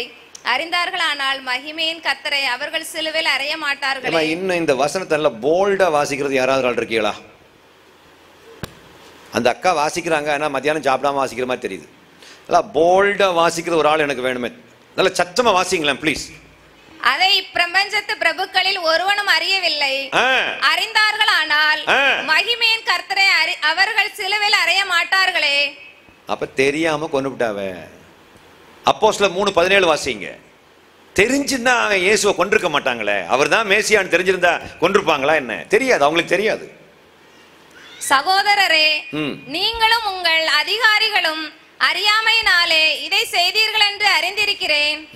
கிறிஸ்து பாடுபட வேண்டும் என்று தேவன் தம்முடைய தீர்க்கதரிசிகள் எல்லாருடைய வாக்கினாலும் முன் அறிவித்தவைகளை இவ்விதமாய் நிறைவேற்றினார். திரும்ப வாசிங்க. சகோதரே, சகோதரரே, நீங்களும் உங்கள் அதிகாரிகளும் அறியாமையினாலே இதை செய்தீர்கள் என்று அறிந்திருக்கிறேன். போதும். இது நீங்க அறியாமையினாலே மேசியாவை கொன்று விட்டீர்கள், நீங்க தெரிஞ்சு பண்ணல அப்படின்ற விஷயத்தை தான் பவுல் பதிவு செய்கிறார். அதே தான் இயேசுவும் சிலுவையில் சொல்கிறார், இவர்களுக்கு மன்னியும், இவர்கள் என்ன செய்கிறார்கள் என்று அறியாமல் செய்து விட்டார்கள் என்று இயேசு பதிவு செய்கின்றார். இப்ப நல்ல கவனமா கவனிங்க. இஸ்ரவேல் மக்களுக்கு என்று கொடுக்கப்பட்ட நியாயப்பிரமாண சட்டம், இயேசு கிறிஸ்து நிஜமாகவே அதன்படி அப்படியே வாழ்ந்திருந்தால் இயேசுவை கொலை செய்திருப்பார்களா, செய்திருக்க மாட்டார்களா? தம்பி சொல்லுங்களேன். இஸ்ரவேல் இயேசு கிறிஸ்து நியாயப்பிரமாணத்தை அப்படியே எழுத்து விடாம கடைபிடித்திருப்பாரானால் இயேசுவை கொலை செய்திருப்பார்களா? கொலை செய்வார்களா? கண்டிப்பா. ஏன் ஏன் கொலை செய்வாவ? இயேசு ஆமா சொல்லிருக்காருல, இயேசு சொல்லிருக்காருல. ஆக்சுவலா நாம நினைக்கிற மாதிரி இஸ்ரவேல் மக்கள் அறிவில்லாத மக்கள்லாம் ஒன்றும் கிடையாது. இயேசு கிறிஸ்து நியாயப்பிரமாணப்படி வாழ வரவில்லை. அப்படி வாழ்ந்திருந்தால் ஓய்வு நாள் கற்பனையை மீறினார் என்று யோவான் எழுதியிருக்க மாட்டார். அவர் நியாயப்பிரமாணத்தை நிறைவேற்ற வந்தார். நிறைவேற்றம் என்றால் என்னங்கிறது நம்ம எல்லாரும் கற்றுக்கொள்ள வேண்டிய மிக முக்கியமான பாடம். நியாயப்பிரமாணத்தை நிறைவேற்றுவது என்றால் என்ன, நியாயப்பிரமாணத்தின்படி வாழ்வது என்றால் என்ன, நியாயப்பிரமாணத்தை நிறைவேற்றுவது என்றால் என்ன? நல்ல கவனமாக கவனிக்கணும். நியாயப்பிரமாணத்தை நிறைவேற்றுவது என்றால் என்ன என்பதை நாம் தெளிவாக புரிந்து கொள்ள வேண்டும். ரோமர் 13ஆம் அதிகாரத்தினுடைய 8, 9, 10 இந்த 3 வசனங்களை வாசிக்கலாம். ரோமர் 13, 8, 9, 10 வாசி. ஒருவரில் ஒருவர் அன்பு கூறுகிற கடனே அல்லாமல் மற்றொன்றிலும் ஒருவனுக்கும் கடன்படாதிருங்கள். பிறனிடத்தில் அன்பு கூறுகிறவன் நியாயப்பிரமாணத்தை நிறைவேற்றுகிறான். நியாயப்பிரமாணத்தை யார் நிறைவேற்றுகிறான்? யார் நிறைவேற்று? நீங்களாவது சொல்லுங்களேன், வாசித்த நீங்களாவது சொல்லுங்களேன். பிறனிடத்தில் அன்பு கூறுகிறவன். ஏவா சத்தமா சொல்லுங்க. பிறனிடத்தில் அன்பு கூறுகிறவன். ரைட். அப்ப நியாயப்பிரமாணத்துடைய நிறைவேற்றுதல்னா என்னது? அடுத்தவங்கிட்ட அன்பு கூறுகிறவன். நியாயப்பிரமாணத்துடைய நிறைவேற்றம் என்றால் என்ன? பிறனிடத்தில் தொடர்ந்து வாசிங்க. எப்படி என்றால், விபச்சாரம் செய்யாதிருப்பாயாக, கொலை செய்யாதிருப்பாயாக, களவு செய்யாதிருப்பாயாக, பொய் சாட்சி சொல்லாதிருப்பாயாக, இச்சியாதிருப்பாயாக என்கிற இந்த கற்பனைகளும் வேறே எந்த கற்பனையும் உன்னிடத்தில் நீ அன்பு கூறுகிறது போல பிறரிடத்திலும் அன்பு கூறுவாயாக என்கிற ஒரே வார்த்தையினாலே தொகையாய் அடங்கி இருக்கிறது. Hold on. இது அவ்வளவு கற்பனையும். இதுக்கு இந்த பக்கம் இனி எந்த கற்பனை கொடுத்தாலும், இந்த இடது பக்கம் வண்டி ஓட்டுவாயாக, ஹெல்மெட் போடுவாயாக, நீ முகமூடி போடுவாயாக, மாஸ்க் போடுவாயாக, எந்த கற்பனை கொடுத்தாலும், இனி எத்தனை கற்பனை வந்தாலும் அவ்வளவு கற்பனையும் ஒரு கற்பனைக்குள்ள அடங்கி இருக்குது. என்ன கற்பனை தெரியுமா? உன்னிடத்தில் நீ அன்பு கூறுவது போல் பிறனிடத்திலும் அன்பு கூறுவாயாக. இந்த நாம் நம்மை நேசிப்பது போல பிறரையும் நேசிப்போமானால் களவு செய்ய மாட்டோம். களவு செய்யாதிருப்பாயாக என்ற கற்பனை இல்லாமல் இருந்தாலும் நாம் களவு செய்ய மாட்டோம். நாம் நம்மை நேசிப்பது போல பிறரையும் நேசிப்போமானால் கொலை செய்ய மாட்டோம். நம்மை நாம் நேசிப்பது போல பிறரையும் நேசிப்போமானால் கெட்ட வார்த்தை பேச மாட்டோம். கெட்ட வார்த்தை பேசாதிருப்பாயாக அப்படின்னு ஒன்றும் பைபிளில், பழைய ஏற்பாட்டில் குறிப்பாக 10 கற்பனையில் கிடையாது. கொஞ்சம் பேர் பார்த்தீங்கன்னா பைபிளில் இல்லையே, காப்பி அடிக்காதிருப்பாயாகன்னு பைபிளில் போட்டிருக்கா. அது ஏன் பையன் காப்பி அடித்தான்? இந்த ஆன்லைனில் அப்படியே கீங்கண்ணு வாக்கில் பார்த்து எழுதிட்டாம்ல. அது பைபிளில் காப்பி அடிக்காதிருப்பாயாகன்னு போட்டிருக்கா என்ன? பாலிலே தண்ணி கலக்காதிருப்பாயாக போட்டிருக்கா. மாமியாரை மூக்கில் குத்தாதிருப்பாயாக போட்டிருக்கா. இல்லையே. அப்பப்போ அப்புறேன், அப்போதான் அதுவும் அமைதியாக உட்காந்துருக்குது, இல்லைன்னா நாய்ஸ் பொல்யூஷனாக இருக்குது. இப்படி ஒரு கூட்டம் மக்கள் வாழ்க்கை பண்ணிட்டு இருக்காங்க. இப்படியும் ஒரு கூட்டம் மக்கள் வாழ்ந்துட்டு இருக்கிறாங்க. தொடர்ந்து அது 10ஆம் வசனம் வாசிங்க.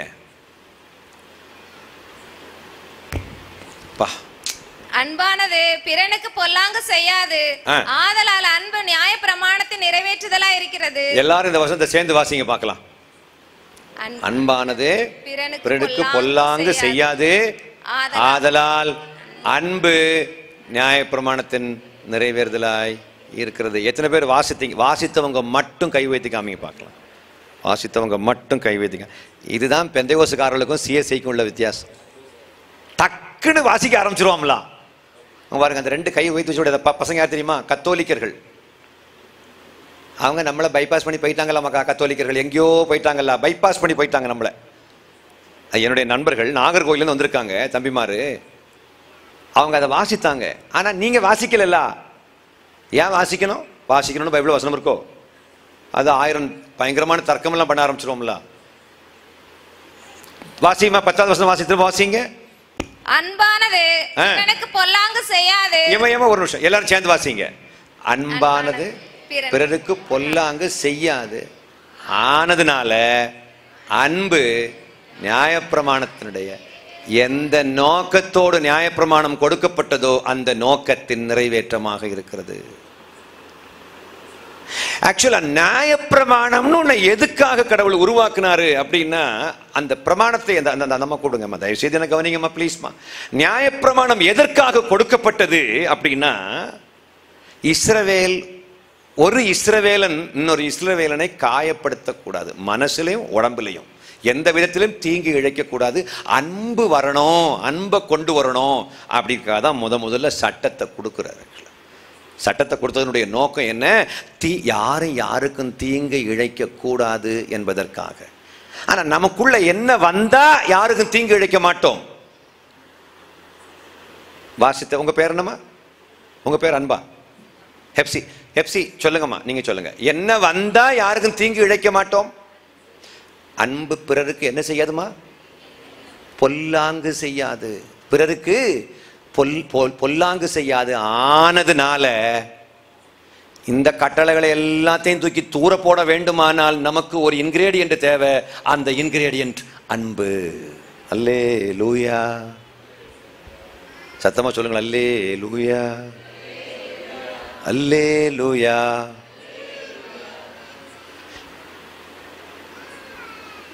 அப்ப அன்பு நியாயப்பிரமாணத்தினுடைய டேஷ் ஆக இருக்கிறது. எது? நிறைவேற்றமாக இருக்கிறது. இப்ப இந்த கற்பனைகளை எல்லாத்தையும் ஆண்டவர் எதுக்காக கொடுத்தாரு? யாரும் யாருக்கும் தீங்கு இழைக்கக்கூடாது, யாரும் யாருக்கும் பொல்லாங்கு செய்யக்கூடாது, யாராலையும் யாரும் பாதிக்கப்படக்கூடாது, யாராலையும் யாரும் மனதளவில் கூட கஷ்டப்படக்கூடாதுங்கிறதுக்காக வேண்டி இவ்வளோ 613 பிரமாணங்களை கற்று எழுதி கொடுத்துருக்காரு. 10 கற்பனைகளை ஸ்பெஷலாக எழுதி கொடுத்துருக்கிறார். இது அவ்வளவு கொடுத்ததுக்கு காரணம் என்ன? அன்பை உருவாக்குவதற்காக. இயேசு எதற்காக வந்தார் நினைக்கிறீங்க? பாவிகளை ரட்சிக்க வந்தார். ஆனா இயேசு ஏன் இப்படிப்பட்ட ஒரு மரணத்தை அடைய வேண்டும் நினைக்கிறீங்க? இப்படி ஒரு கேவலமான, அசிங்கமான, துஷ்டத்தனமான, ஒரு வலி மிகுந்த, ஒரு மன உளைச்சல் மிகுந்த ஒரு மரணத்தை அடைந்தால்தான் சாதிக்க முடியும் என்ற விஷயம் என்ன விஷயம்? பொதுவாக நாம சொல்லுவோம், பாவிகளை ரட்சிக்க கிறிஸ்து இயேசு உலகத்துக்கு வந்தாரு, அவர் பாவத்தை மன்னிக்க வந்தாரு. சரிங்க, பாவத்தை மன்னிக்கிறதுக்காக வேண்டி ஏதோ ஒரு மந்திரத்தை 100 தடவை ஒரு குளத்துக்கு உள்ள போய் நின்றுக்கிட்டு, கழுத்தளவு தண்ணியில போய் நின்றுக்கிட்டு ஒரு மந்திரத்தை 100 வாட்டி சொன்னா பாவம் மன்னிக்கப்படுங்கிற ஒரு சிஸ்டத்தை கடவுள் வச்சிருக்கலாமே. ஏன் அப்படி ஒரு சிஸ்டம் கடவுள் வைக்கல? எதுக்காக இவருடைய மகனை இந்த மண்ணுக்கு அனுப்பி ஒரு கோர மரணத்தை, ஒரு அசிங்கமான, அவலட்சணமான, ஒரு கொடிய வலிமிகுந்த ஒரு மரணத்தை தன்னுடைய மகனுக்கு கொடுத்து அவரை அவமானப்படுத்தி, அசிங்கப்படுத்தி, கேவலப்படுத்தி, துஷ்டர்களுடைய மத்தியில தொங்கவிட்டு, ஏன் என்னை கைவிட்டீர் என்று கடைசியில ஒரு ஸ்டேட்மெண்டோட செத்து போற இப்படிப்பட்ட ஒரு மரணத்துக்கு தன்னுடைய மகனை ஒப்பு கொடுத்தால் தான் சாதிக்க முடியும் என்ற விஷயம் வெறும் பாவ மன்னிப்பு அல்ல மக்களே. பாவ மன்னிப்பை கடவுள் நினைச்சிருப்பாருன்னா, இஸ்லாமியர்கள் பாவ மன்னிப்பு பெற்றுக்கொள்வது போல அல்லாஹ் என்னுடைய பாவத்தை மன்னித்து விடு என்று சாதாரணமாக சொல்கிறார்களே, அதே போல ஒரு பாவ மன்னிப்பை கடவுள் நமக்கு கொடுத்திருக்கலாம். இயேசு நமக்காக மரிக்க வேண்டிய தேவையில்லை என்று அவர் தீர்மானித்திருக்கலாம். ஆனால் அவர் அப்படி தீர்மானிக்கல. கடவுள்கிட்ட, கடவுளே எனக்கு வீடு வேணும், எனக்கு ஒரு நல்ல மனைவி வேணும், வாயை வச்சுட்டு பேசாமல் இருக்கிற மனைவி வேணும், ஐயா நல்ல கடினமாக உழைக்கக்கூடிய புருஷன் தேவை, நல்ல படிக்கக்கூடிய பிள்ளைகள் தேவை, நல்ல அருமையான அனுசரணை உள்ள மருமகள் தேவை, இப்படியெல்லாம் நமக்கு கடவுள்கிட்ட விண்ணப்பம் பண்ணுறோமே, அதே மாதிரி என் பாவத்தை மன்னிச்சிருங்க அப்படின்னு அப்படியே சும்மா சாதாரண அப்படியே எல்லா மக்கள்கிட்ட போய் பிரசங்கம் பண்ணலாமே. உனக்காக இயேசு மரித்தாரு, அவர் செத்தாரு, அவர் உனக்காக கைவிடப்பட்டாரு, இப்படிப்பட்ட ஒரு சோக வரலாறு எழுத வேண்டிய தேவையே இல்லையே. பாவம் செஞ்சவன் எல்லாம் கடவுள்கிட்ட மன்னிப்பு கேட்டுறணும், அவர் அப்படியே மன்னிச்சிருவாரு. அப்படி ஒரு சிஸ்டத்தை கடவுள் உருவாக்கி இருக்கலாமே. எதுக்கு இவ்வளவு கஷ்டப்பட்டு அவர் சாக வேண்டும்?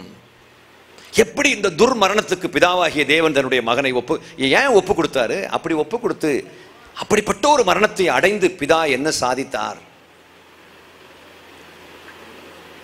இயேசு கிறிஸ்து இந்த மாதிரிப்பட்ட ஒரு மரணத்தை அடைஞ்சதுனால தான் அற்புதங்கள் நடக்குதா? நான் கேட்கிறேன், பழைய ஏற்பாட்டில் ஆண்டவர் அற்புதம் பண்ணாரா இல்லையா பிரதர்? சொல்லுங்க. பழைய ஏற்பாட்டில் ஆண்டவர் அற்புதம் பண்ணாரா இல்லையா பிரதர்? ஹெப்சி பண்ணியிருக்காரலாமோ? நான் இன்னொரு கேள்வி உங்கள்கிட்ட கேட்கிறேன்.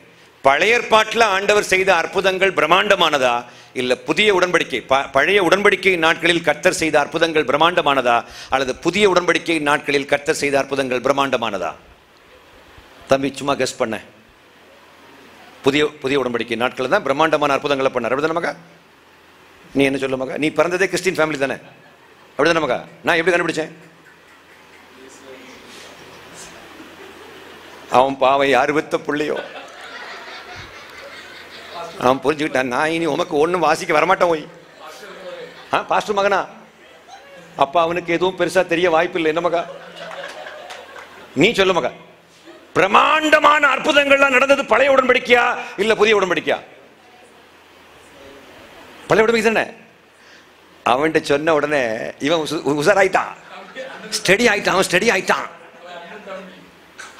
அண்ணன் தம்பிமா, அந்த அண்ணன் தம்பியை காப்பாத்திருக்கான் பாரு மக்களே. எவ்வளவு பெரிய அற்புதங்களை ஒன்னால கற்பனை பண்ண முடியுமா? அதை விட பிரமாண்டமான அற்புதங்களை எல்லாம் எங்க அப்பம் பழைய ஏற்பாட்டில் பழைய உடன்படிக்கை நாட்களில் செய்ததெல்லாம் இன்னும் புதிய உடன்படிக்கை நாட்கள் அவர் பண்ணல மக்களே. அவ்வளவு பிரம்மாண்டமான ஸ்பெக்டாகுலர் மிரக்கிள்ஸை பழைய ஏற்பாட்டு நாட்களில் பண்ணினார். அந்த ஒரு அற்புதத்தையும் மதமாற்றம் செய்வதற்காக அவர் பயன்படுத்தவே இல்லை. கடவுள்ல எம்பெருமான் செய்த அற்புதம் எதையுமே வெளியில உள்ள கானானியர்கள், எபூசியர்கள், கிர்காசியர்கள், எமோரியர்கள் எல்லாரையும் கொண்டு யூதர்களா மாற்றுறதுக்காக வேண்டிய அந்த அற்புதங்களை ஒரு வழியாக அவர் கன்சிடர் பண்ணவே இல்லை. அற்புதங்களை செய்து மக்களை மதமாற்றம் செய்ய வேண்டும் என்று பழைய உடன்படிக்கையில் கர்த்தர் தீர்மானமே பண்ணல. ஆனா பலர் மாறினார்கள்.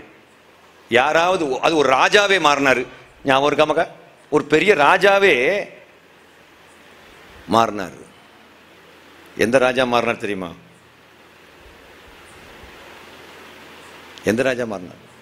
சாத்ராக், மேஷாக், ஆபேத்நேகோ தீச்சூளையில தூக்கி போடப்பட்ட உடனே அது புகஞ்சு போச்சுன்னு நினைச்சிட்டு இருக்கும் பொழுது உடல் கருகாத பார்த்த ராஜா சொல்றாரு, இவன் கடவுள் தான் கடவுளுங்காரு. அந்த ராஜா பேர் என்ன? தரியு. உங்களுக்கு கேள்வி கேட்கலாமா மக்கா? இனி நான் கேட்கத்தக்க கேள்வி அதே ஒரே ஒரு கேள்வி தான். கேள்வி கேட்கலாமா கேட்கக்கூடாதா? கேட்கலாமா? சொல்லுமாக்கா, யார் அந்த ராஜா? சொல்லு. Who was the king? தரியுவா? இல்ல, அது தானியல தூக்கி உள்ள போட்ட ஒரு தரிய ராஜா. அந்த ராஜா யாரு? சத்தமா சொல்லுங்களேன். அதுக்கெல்லாம் தானியலுக்குள்ள போய் கண்டுபிடிச்சியா? கெப்சி அது உள்ள போய் கண்டுபிடிச்சு பாரு. நெபுகாத்நேசார் அந்த ராஜா. அதுக்கு பிறகு அவர் கும்பிட்ட பழசு எல்லாத்தையும் தூக்கி தூர போட்டுக்கிட்டு தேவனை வணங்க வந்து விட்டார். தெரியுமா உங்களுக்கு?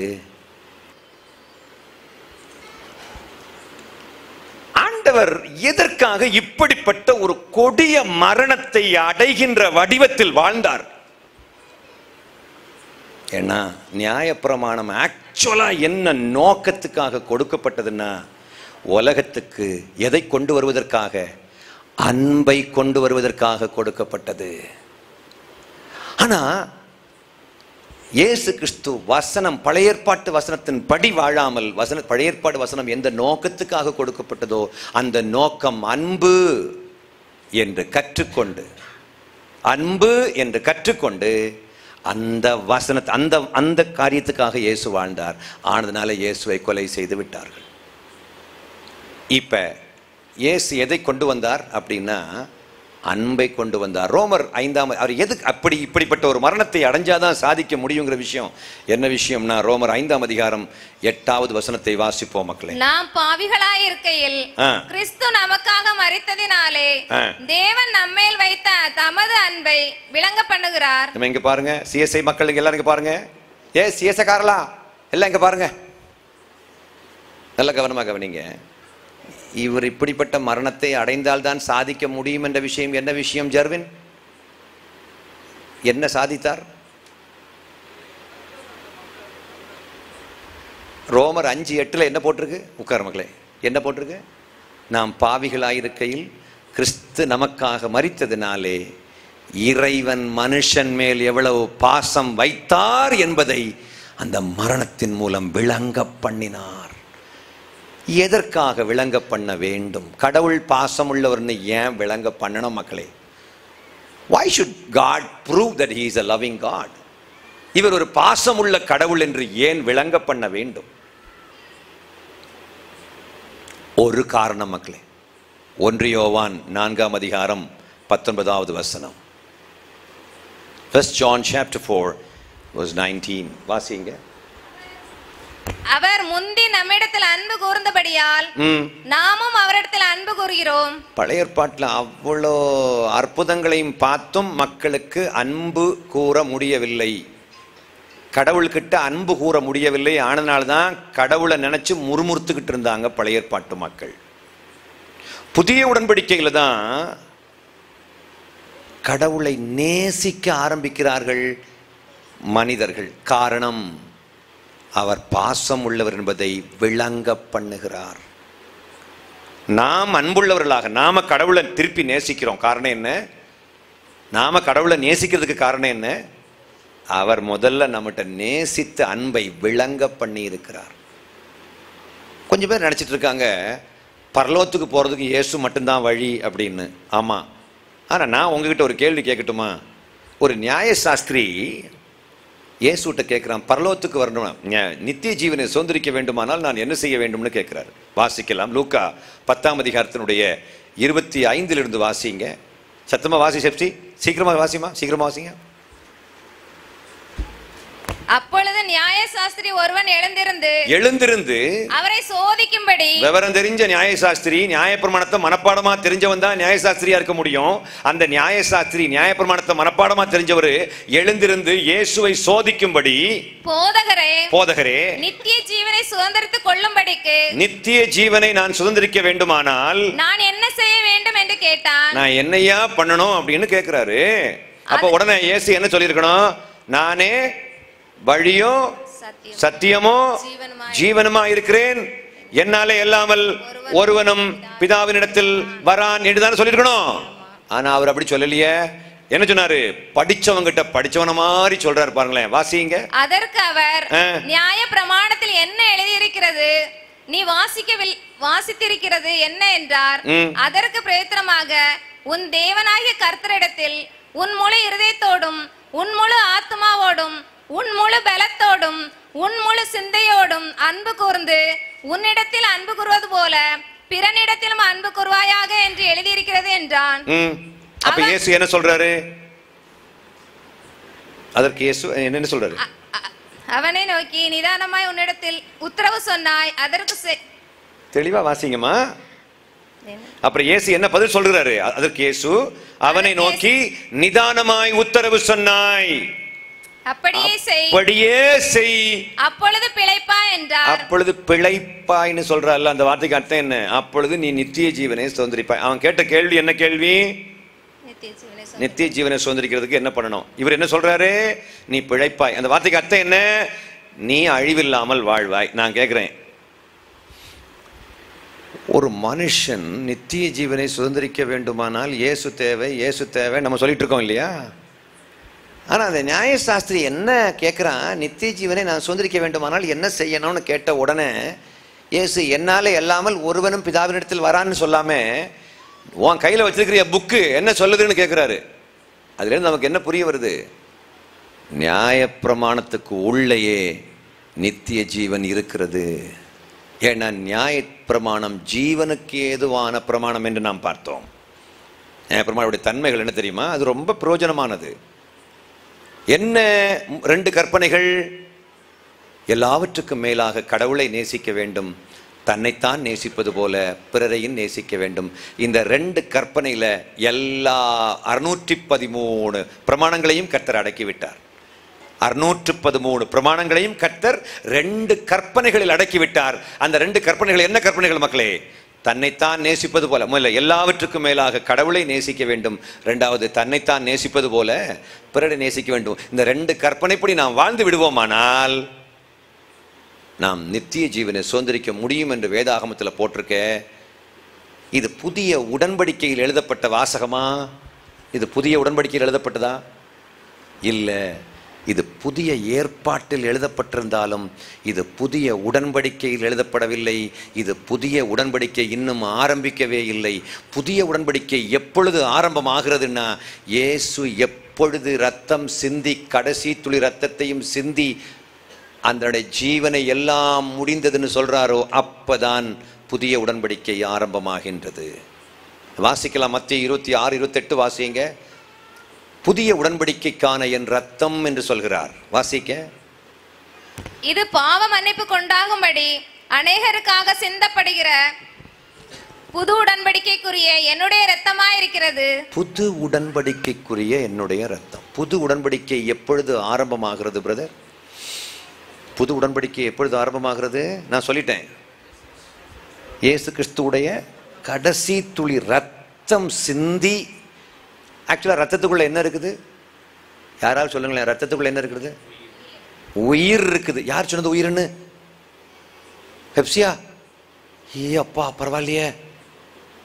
உயிர், ரத்தத்தில் உயிர் இருக்குது. ஆனதுனால தான் உயிர் சிந்தப்படுகிறது. அது கடைசி துளி ரத்தம் சிந்தினாதான் பரிபூர்ண ஜீவன் இந்த உலகத்துக்கு கிடைக்குங்கிறதுனால இயேசு கிறிஸ்து கடைசி துளி ரத்தத்தை சிந்தினார் என்பதற்கு அடையாளமாகத்தான் ரத்தமும் நீரும் வெளியே வந்தது.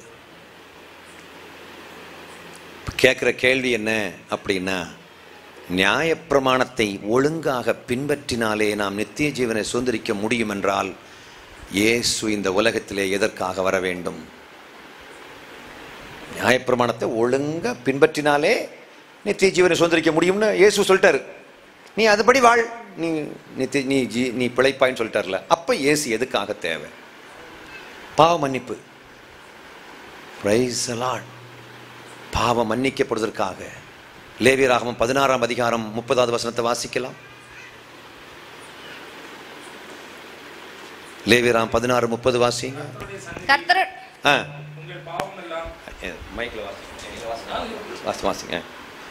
கர்த்தருடைய சந்நிதியில் உங்கள் பாவமெல்லாம் நீங்கி சுத்திகரிக்கப்படும்படி அந்நாளில் உங்களை சுத்திகரிக்கும் பொருட்டு உங்களுக்காக பாவ நிவிர்த்தி செய்யப்படும்.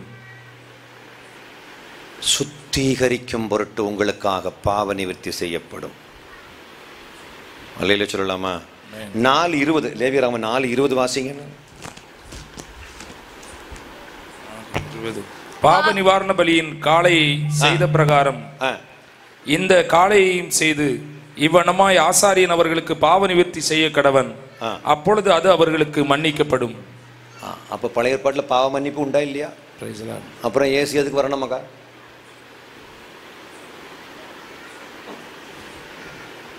ஹல்லேலூயா. இல்லை, நான் கேட்ட கேள்வி செய்த நமக்கா பழைய ஏற்பாட்டில் உன்னுடைய பாவங்கள் செவேரென்று இருந்தாலும் பஞ்சு போல மாத்திர வேண்டாம் ஆண்டவர் சொல்லுதார்ல மகா. என் ஆத்மாவே கர்த்தரை ஸ்தோத்திரி, என் முழுவதுமே அவருடைய பரிசுநாமத்தை ஸ்தோத்திரி, என் ஆத்மாவே கர்த்தரை ஸ்தோத்திரி, மறவாதே. அப்புறம் அவரும் அக்கிரமங்களை எல்லாம் மன்னித்து உன் நோய்களை எல்லாம். அப்ப பழைய ஏற்பாட்டில் மன்னிப்பு இருக்கா இல்லையா மகா? பழைய ஏற்பாட்டில் மன்னிப்பு இருக்கா இல்லையா? அப்புறம் இயேசு எதுக்கு வரணும் மகா? இப்ப கொஞ்சம் பேர் யோசிக்கிறான், சரி இப்ப என்ன சொல்ல வர்ற ஓய்? நான் எதுக்கு சொல்ல தெரியுமா? யாராவது ஒரு கேள்வி கேட்டா பதில் சொல்றதுக்கு சர்ச்சில் யாருமே கிடையாதுங்க. someone is coming. நாளைக்கு யூதர்கள் 4 பேர் வந்து நின்றுக்கிட்டு ஒரு சேட்டையை பண்ணாங்கன்னா இங்க பதில் சொல்றதுக்கு யாருமே கிடையாது. அவன் பழைய ஏற்பாடுல தான் பேசுவான். நமக்கு தெரியாதுங்கிறதே தெரியாது.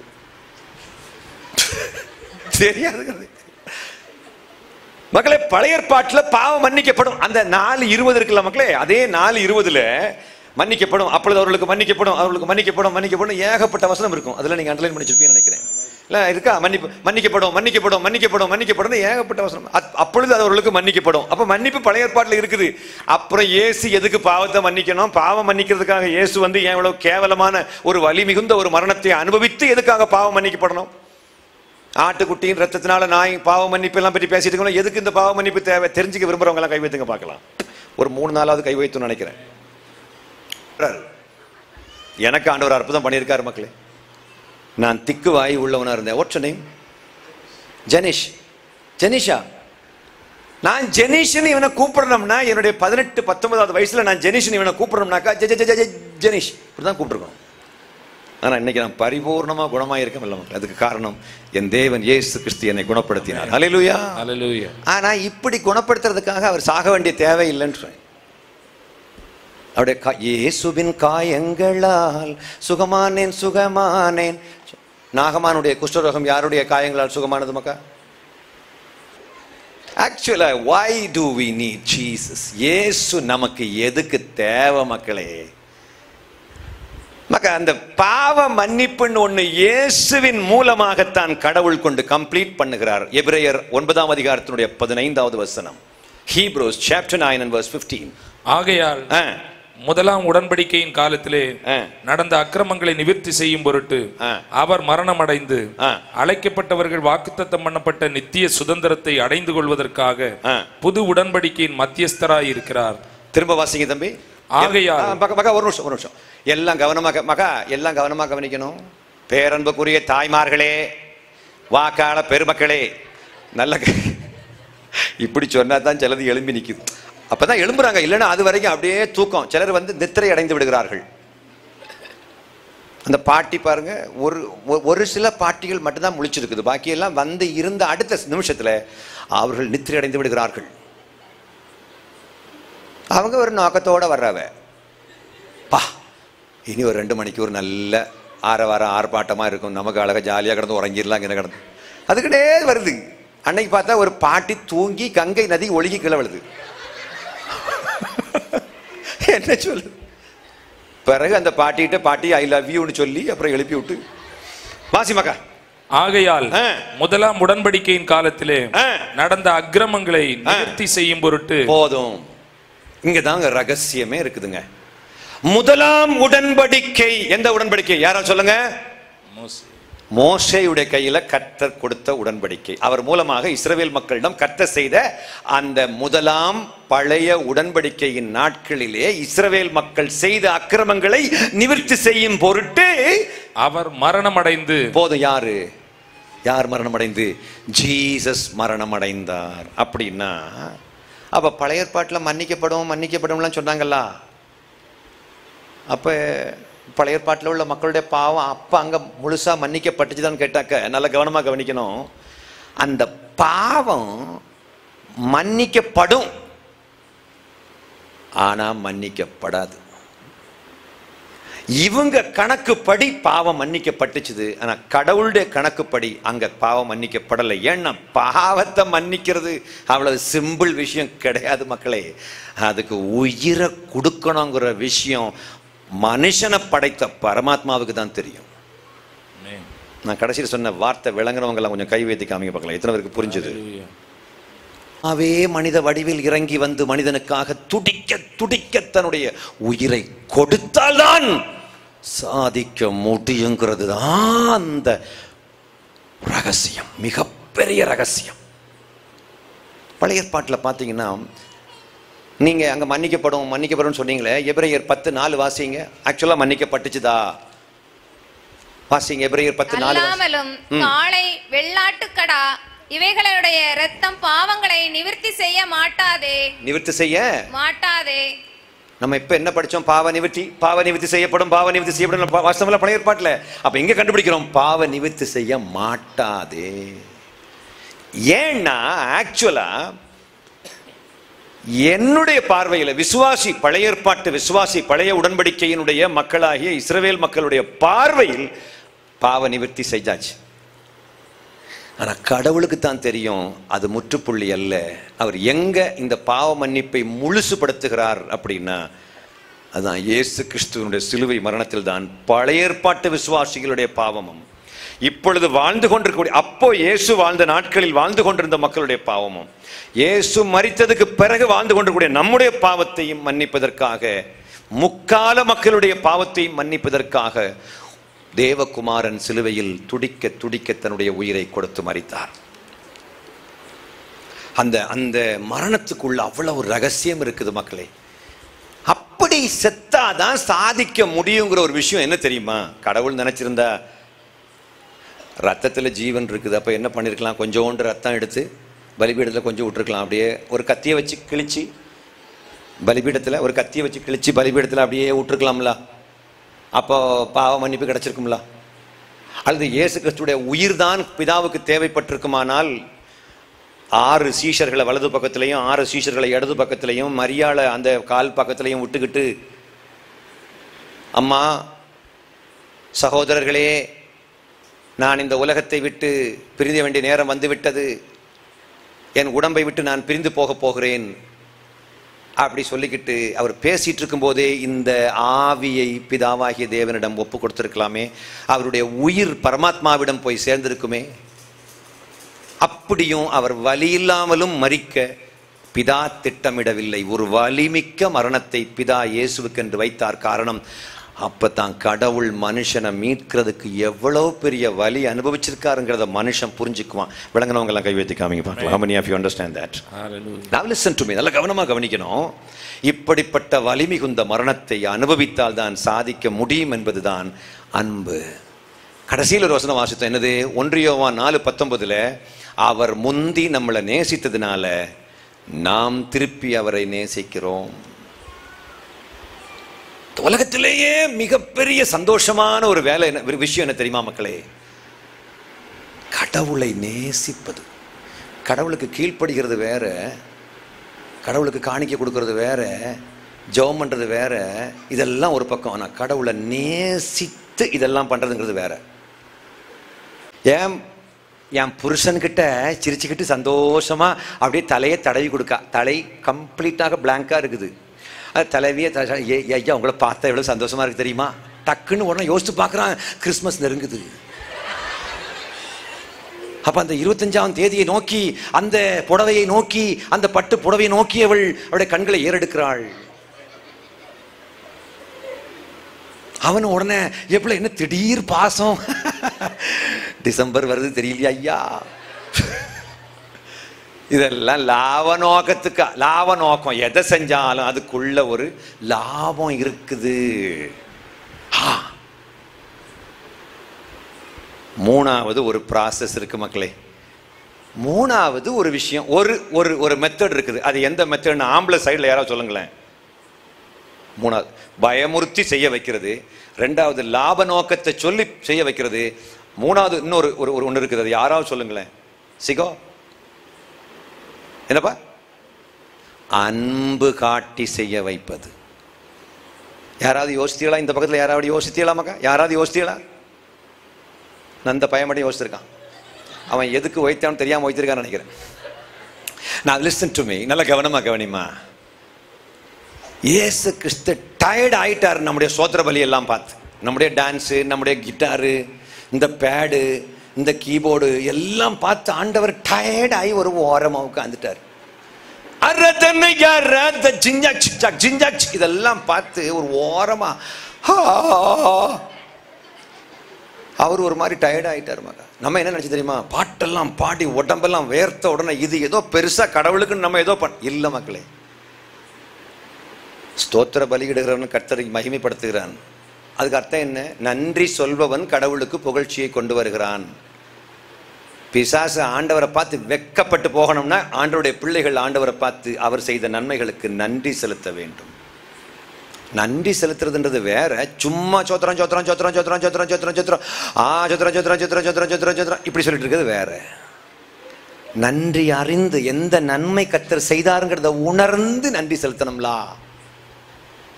எதை செய்தாலும் இயேசு கிறிஸ்து ஏன் இப்படிப்பட்ட ஒரு மரணத்தை அடைஞ்சார் தெரியுமா மக்களே? அவரை நாம் நேசிக்கும் பொழுதுதான் அவர் சொல்ல போகிற கற்பனைகளை நாம், கஷ்டமான கற்பனைகளையும் ஈஸியாக கடைபிடிக்க முடியும். நாம் ஏன் கடவுளை நேசிக்க வேண்டுமாம்? ஜெனீஷ் தான் நம்ம பேர், ஜெனீஷ். நாம் இயேசுவை ஏன் நேசிக்க வேண்டுமாம்? அவர் சொல்ல போற எவ்வளவு கஷ்டமான கொள்கைகளை நம்மளால கடைபிடிக்க முடியும் மக்கள்.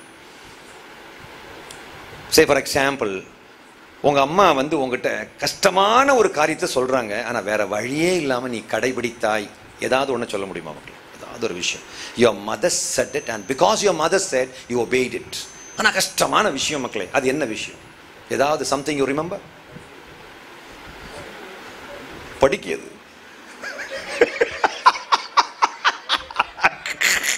யாரு சொன்னது? இங்க இருந்தா பிரகாஷா, எவ்வளவு பெரிய அறிவு ஜீவி பாரு. ஆமா, வாழும் சாக்ரட்டிஸ், தத்துவ ஞானி. படிக்க சொல்லுவதே, ஆமா படிக்கிறதே பெரிய பாரமான, வருத்தப்பட்டு பாரம் சுமக்கிறவர்கள் இங்கதான் இருக்காங்க. வருத்தப்பட்டு அந்த சிலபஸை தூக்கி சுமக்கிறாங்க மக்களே. நமக்கு ரொம்ப பாசம் உள்ளவங்க சொல்லக்கூடிய கஷ்டமான கொள்கைகளை கூட வேற வழி இல்லாம நம்ம அதை தூக்கி சுமப்போம். ஏன் தெரியுமா மகா? Because the love maths things different. அன்பு விஷயத்தை வித்தியாசமா மாத்தி. நம்ம எல்லாம் காணிக்க ஏன் போடுறோம் மக்கா? திருப்பி பல மடங்கா கிடைக்குங்கிறதுனாலயா, இல்ல ஆண்டவர்கிட்ட உள்ள அன்பினாலயா? பொய் சொல்லக்கூடாது. ஹெப்சி காணிக்க போடுவோம்ல மக்கா, நம்ம எல்லாம் காணிக்க போடுவோம்ல, இது ஆண்டவர்கிட்ட உள்ள அன்பினால போடுதோமா? ஷிஜோ ஜிகோ, ஆண்டவர்கிட்ட உள்ள அன்பினாலையா போடும்? இல்லை. பாட்டு பாடுவோம்ல, ஆண்டவர்கிட்ட உள்ள அன்பினால பாடுறோமா, இல்லை நான் பெரிய பாட்டுக்காரன்னு ப்ரூவ் பண்றதுக்காக பாடுறோமா? I am basically from Karunya. I am a product of Karunya. We worship you Lord, hallelujah. இப்படி ஏகப்பட்ட பிளாட்ஃபார்ம் எல்லாம் தாண்டி வந்திருக்கிறேன். அதுல ஏகப்பட்ட ஆட்களை நான் பார்ப்பேன். நேரத்தைக்கு வரைக்கும் கெட்ட வார்த்தை பேசிட்டு இருந்தவன் டக்குன்னு என்ன வொர்ஷிப் லீடரா மாறிட்டான். என்ன அவதாரம் ஐயா! எப்படி? இதுக்கு காரணம் என்னன்னு பார்த்தா, அவன் கடவுளை மகிமைப்படுத்துவதற்காக வேண்டி இந்த இடத்துக்கு வரல, அவர் எவ்வளவு பெரிய பாட்டுக்காரர் என்று நிரூபிப்பதற்காக பாடுறவங்க தான் இந்த உலகத்தில் ரொம்ப பேர் இருக்காங்க. Because we live for the glory of ourselves. நம்முடைய மகிமைக்காக, நம்முடைய லாபத்துக்காக, நமக்கு அதுல என்ன கிடைக்கும்ன்றதுக்காகத்தான் நாம எதையாவது ஒண்ணு பண்ணிட்டு இருக்கமே தவிர, அன்போட, அவருக்கு மேல உள்ள அன்பினால அவருக்கு புகழ்ச்சி உண்டாகத்தக்கதாக நாம் எதுவும் செய்யவில்லை. 1 கொரிந்தியர் 16ஆம் அதிகாரம் 14ஆம் வசனத்தை வாசிக்க கேட்போம். சத்தமா வாசிங்களேன். எப்சி சத்தமா வாசிமா. 1 கொரிந்தியர் 16:14 சத்தமா வாசி. உங்கள் காரியங்கள் எல்லாம் அன்போட செய்யப்பட கடவது. ஹalleluya. உங்கள் காரியங்கள், காரியம்னா என்ன? காரியம்னா என்னது? இந்த ஒரு ஆள் இறந்ததுக்கு பிறகு 16 நாளுக்கு பிறகு இந்த காரியம் எல்லாம் பண்ணுவாங்கல்ல, அதை பற்றியா போட்டிருக்கு? இல்லை. புதிய டிரான்ஸ்லேஷன்ல போட்டிருக்கு, அனைத்தையும் அன்போடு செய்யுங்கள். அந்த இங்கிலீஷ் நியூ இன்டர்நேஷனல் வெர்ஷன் சொல்லுது, do all things with love. But people love Bible says do all things with love. எல்லாத்தையும் அன்போட செய் மக்களே. இப்ப நம்ம பண்ண வேண்டிய ஜெபம், என்ன ரட்சியும் ஆண்டவரே, என்ன ரட்சியும் ஆண்டவரே. இப்ப உங்களுக்கு ஆறுதலான சில பாட்டெல்லாம் பாடி ஆறுதலா பேசுறதுக்கு எனக்கு முடியும். I'm basically graduated from Karunya. I know how to speak like Uncle Dinakaran. Uncle Dinakaran இருக்கார்ல, என் அன்புக்குரியவர்களே, இதெல்லாம் பேசவும் தெரியும். பக்தருடன் பாடுவேன் அப்படி நாம் பாடிட்டு போறதுனால உங்களுக்கு ஒரு மாற்றம் உருவாக போறது இல்லைன்னா, அவருக்கு ஊழியத்தை பண்ணிட்டு போயிட்டாரு, நான் ஏன் ஊழியத்தை பண்ண வந்திருக்கேன். அல்லேலூயா. அது அவருடைய ஊழியம், கம்ஃபர்டிங் மினிஸ்ட்ரி. பட் நான் கம்ஃபர்ட் பண்ணிட்டு போயிட்டோம்னா நடிச்சுட்டு போயிட்டேன்னு அர்த்தம். நான் நடிக்க வரல மக்களே. காயம், நம்ம ரொம்ப காலமா காயம் கட்டி அப்படியே உட்கார்ந்துட்டோம். ஆனா இனிமே நம்மளால எவ்வளவோ பேர் காயமடைந்து கொண்டிருக்கிறார்களே, அவர்களுக்கு நான் என்று காயம் கட்ட போகிறேன்.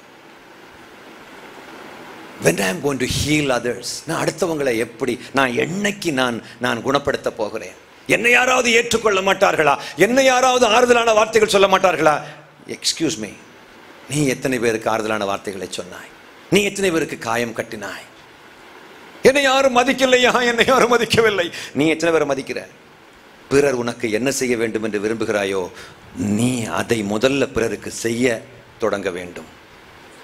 உங்களுக்கு ஆபீஸ்ல வேலை பார்க்கக்கூடியவங்க உங்களை மதிக்கல, வீட்டுக்காரர் உங்களை மதிக்கல, வீட்டம்மா உங்களை மதிக்கல, நான் சொல்லட்டுமா?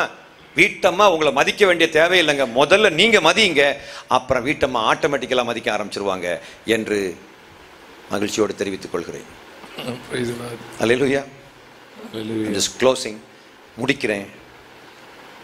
எதை செய்தாலும் மக்களே, இது கடைசியான சொல்ற வார்த்தை, நான் செஞ்சு முடிச்சதுக்கு பிறகு இயேசுவுக்கு புகழ்ச்சி உண்டாகுதா இல்லை எனக்கு லாபம் வந்ததா?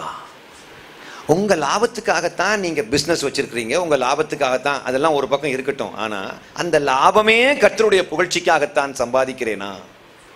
ஆண்டவரே, நான் எது செய்தாலும் உங்க புகழ்ச்சிக்காக,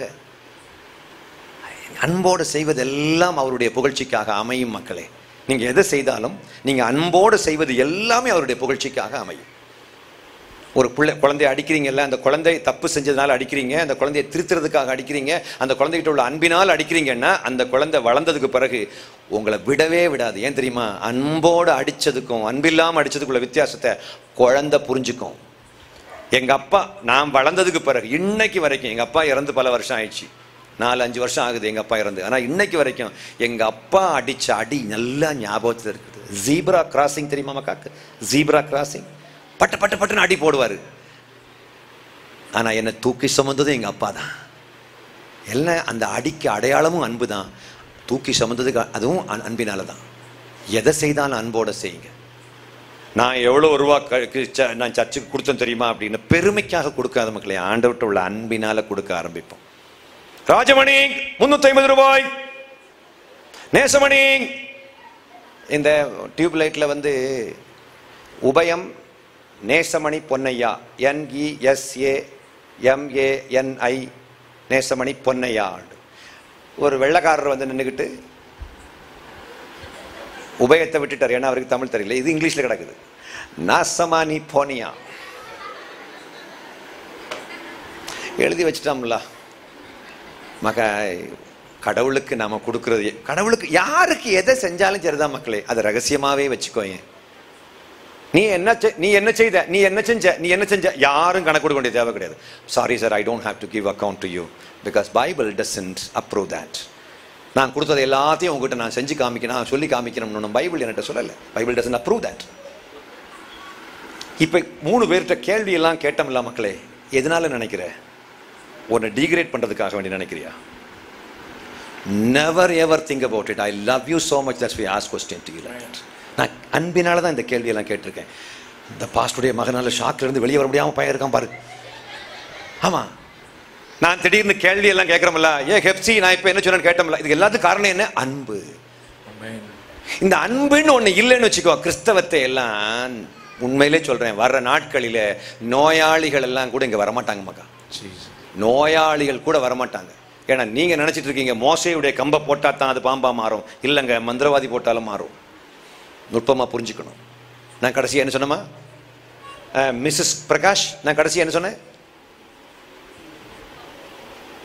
கம்பு. நான் கடைசியா என்ன சொன்னேன்? கம்பு.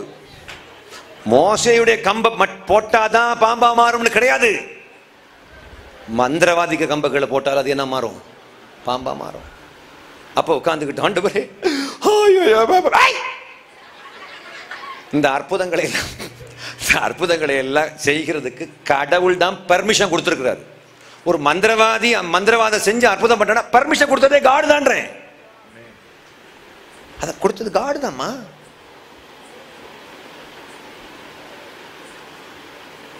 எத்தனை பேர் நினைக்கிறீங்க இன்னைக்கு வந்தது எனக்கு பிரோஜனமா இருக்குன்னு சொல்றவங்க கை வைத்து காமிங்க பார்க்கலாம். How many of you really feel எனக்கு இன்னைக்கு வந்தது பிரோஜனமா இருந்ததுங்க அப்படி சொல்றாங்கல்ல?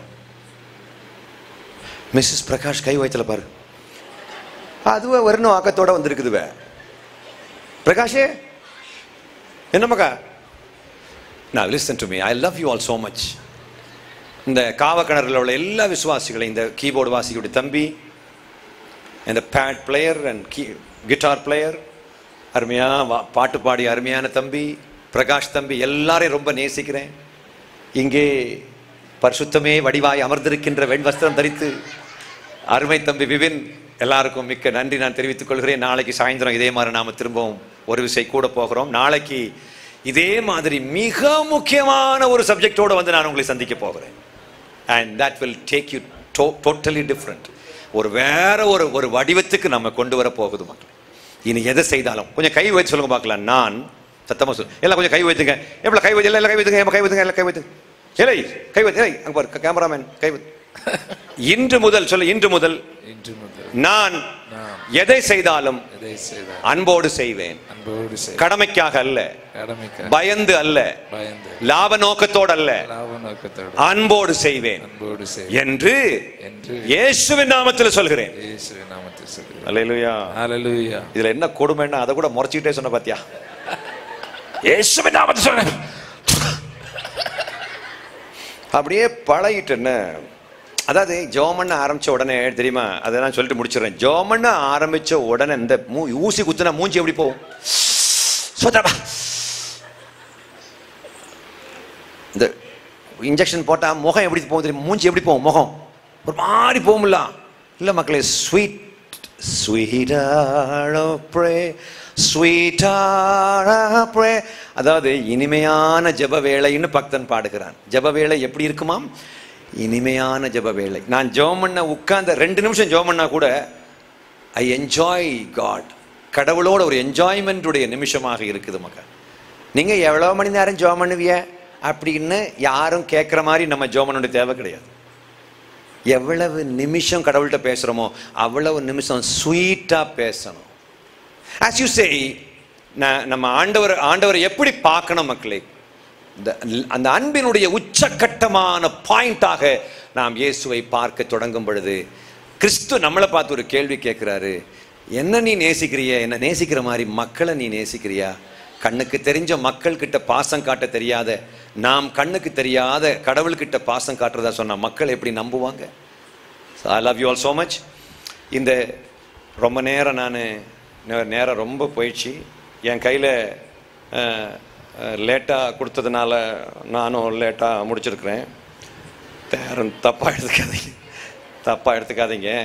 கர்த்தர் நல்லவர். நான் ஏற்கனவே தம்பிகிட்ட சொல்லியிருந்தேன், எனக்கு ஒரு 2 மணி நேரம் வேணும். ஏன்னா இந்த சப்ஜெக்ட் இது பைபிள் ஸ்டடி. மக்களுக்கு இனி தேவையானது பைபிள் உண்மைகளை நம்ம புரிஞ்சுக்கணும். தற்கொலை பண்ணுற ஸ்டேஜில் இருக்கவங்க கூட சர்ச்சுக்கு ஏன் வரல? காரணம் இதுதான். நம்ம எதை செய்தாலும் ஒன்று பயந்துக்கிட்டு செய்கிறோம், அல்லது லாப நோக்கத்தோடு செய்கிறோம்.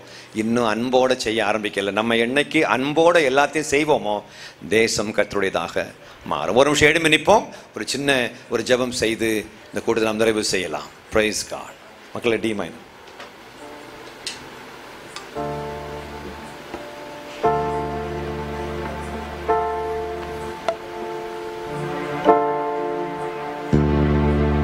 அன்பே உமக்கே ஆராதனை, என் அழகே உமக்கே ஆராதனை. எல்லாம் நம்முடைய கரங்களை உயர்த்தி பரமாத்மாவுடைய பாசமுள்ள முகத்தை நோக்கி பார்ப்போமா? ஜீவன் தந்த தெய்வம் தியாகராஜன் நமக்காக ஜீவன் தந்த துடிக்க கொடுத்த ஜீவனை, தந்தையே எல்லாம் முடிஞ்சாச்சுப்பா அப்படின்னு சொல்றாரு. எவ்வளவு பெரிய கடமை உணர்வு! வலியிலும் வலிக்க கடமையை செய்து முடிக்கிறார். அன்பே உமக்கே ஆராதனை, என் அழகே உமக்கே ஆராதனை. பாடுவோமா? அன்பே உமக்கே ஆராதனை, என் அழகே உமக்கே ஆராதனை. கர்த்தாவே உமக்கே ஆராதனை, கல்வாரி நாதா ஆராதனை. கரங்களை உயர்த்தி ஆராதனை ஆராதனை, இயேசுவுக்கே ஆராதனை. once again ஆராதனை ஆராதனை, எங்கள் தெய்வத்துக்கு ஆராதனை. அன்பே உமக்கே ஆராதனை, அழகே உமக்கே ஆராதனை. once again அன்பே உமக்கே ஆராதனை, என் அழகே உமக்கே ஆராதனை. மடியில் தவழுகின்ற குழந்தையை தகப்பனே உம்மடியில் சாய்ந்து விட்டேன். அப்படியே ஒப்பு கொடுங்கம்மா, ஒப்பு கொடுங்க. தாய்மடியில் தவழுகின்ற குழந்தையை போல தகப்பனே உங்க மடியில் சாய்ந்து விட்டேன். குழந்தைய போல ஒப்பு கொடுங்கம்மா, குழந்தைய போல ஒப்பு கொடுப்போம்.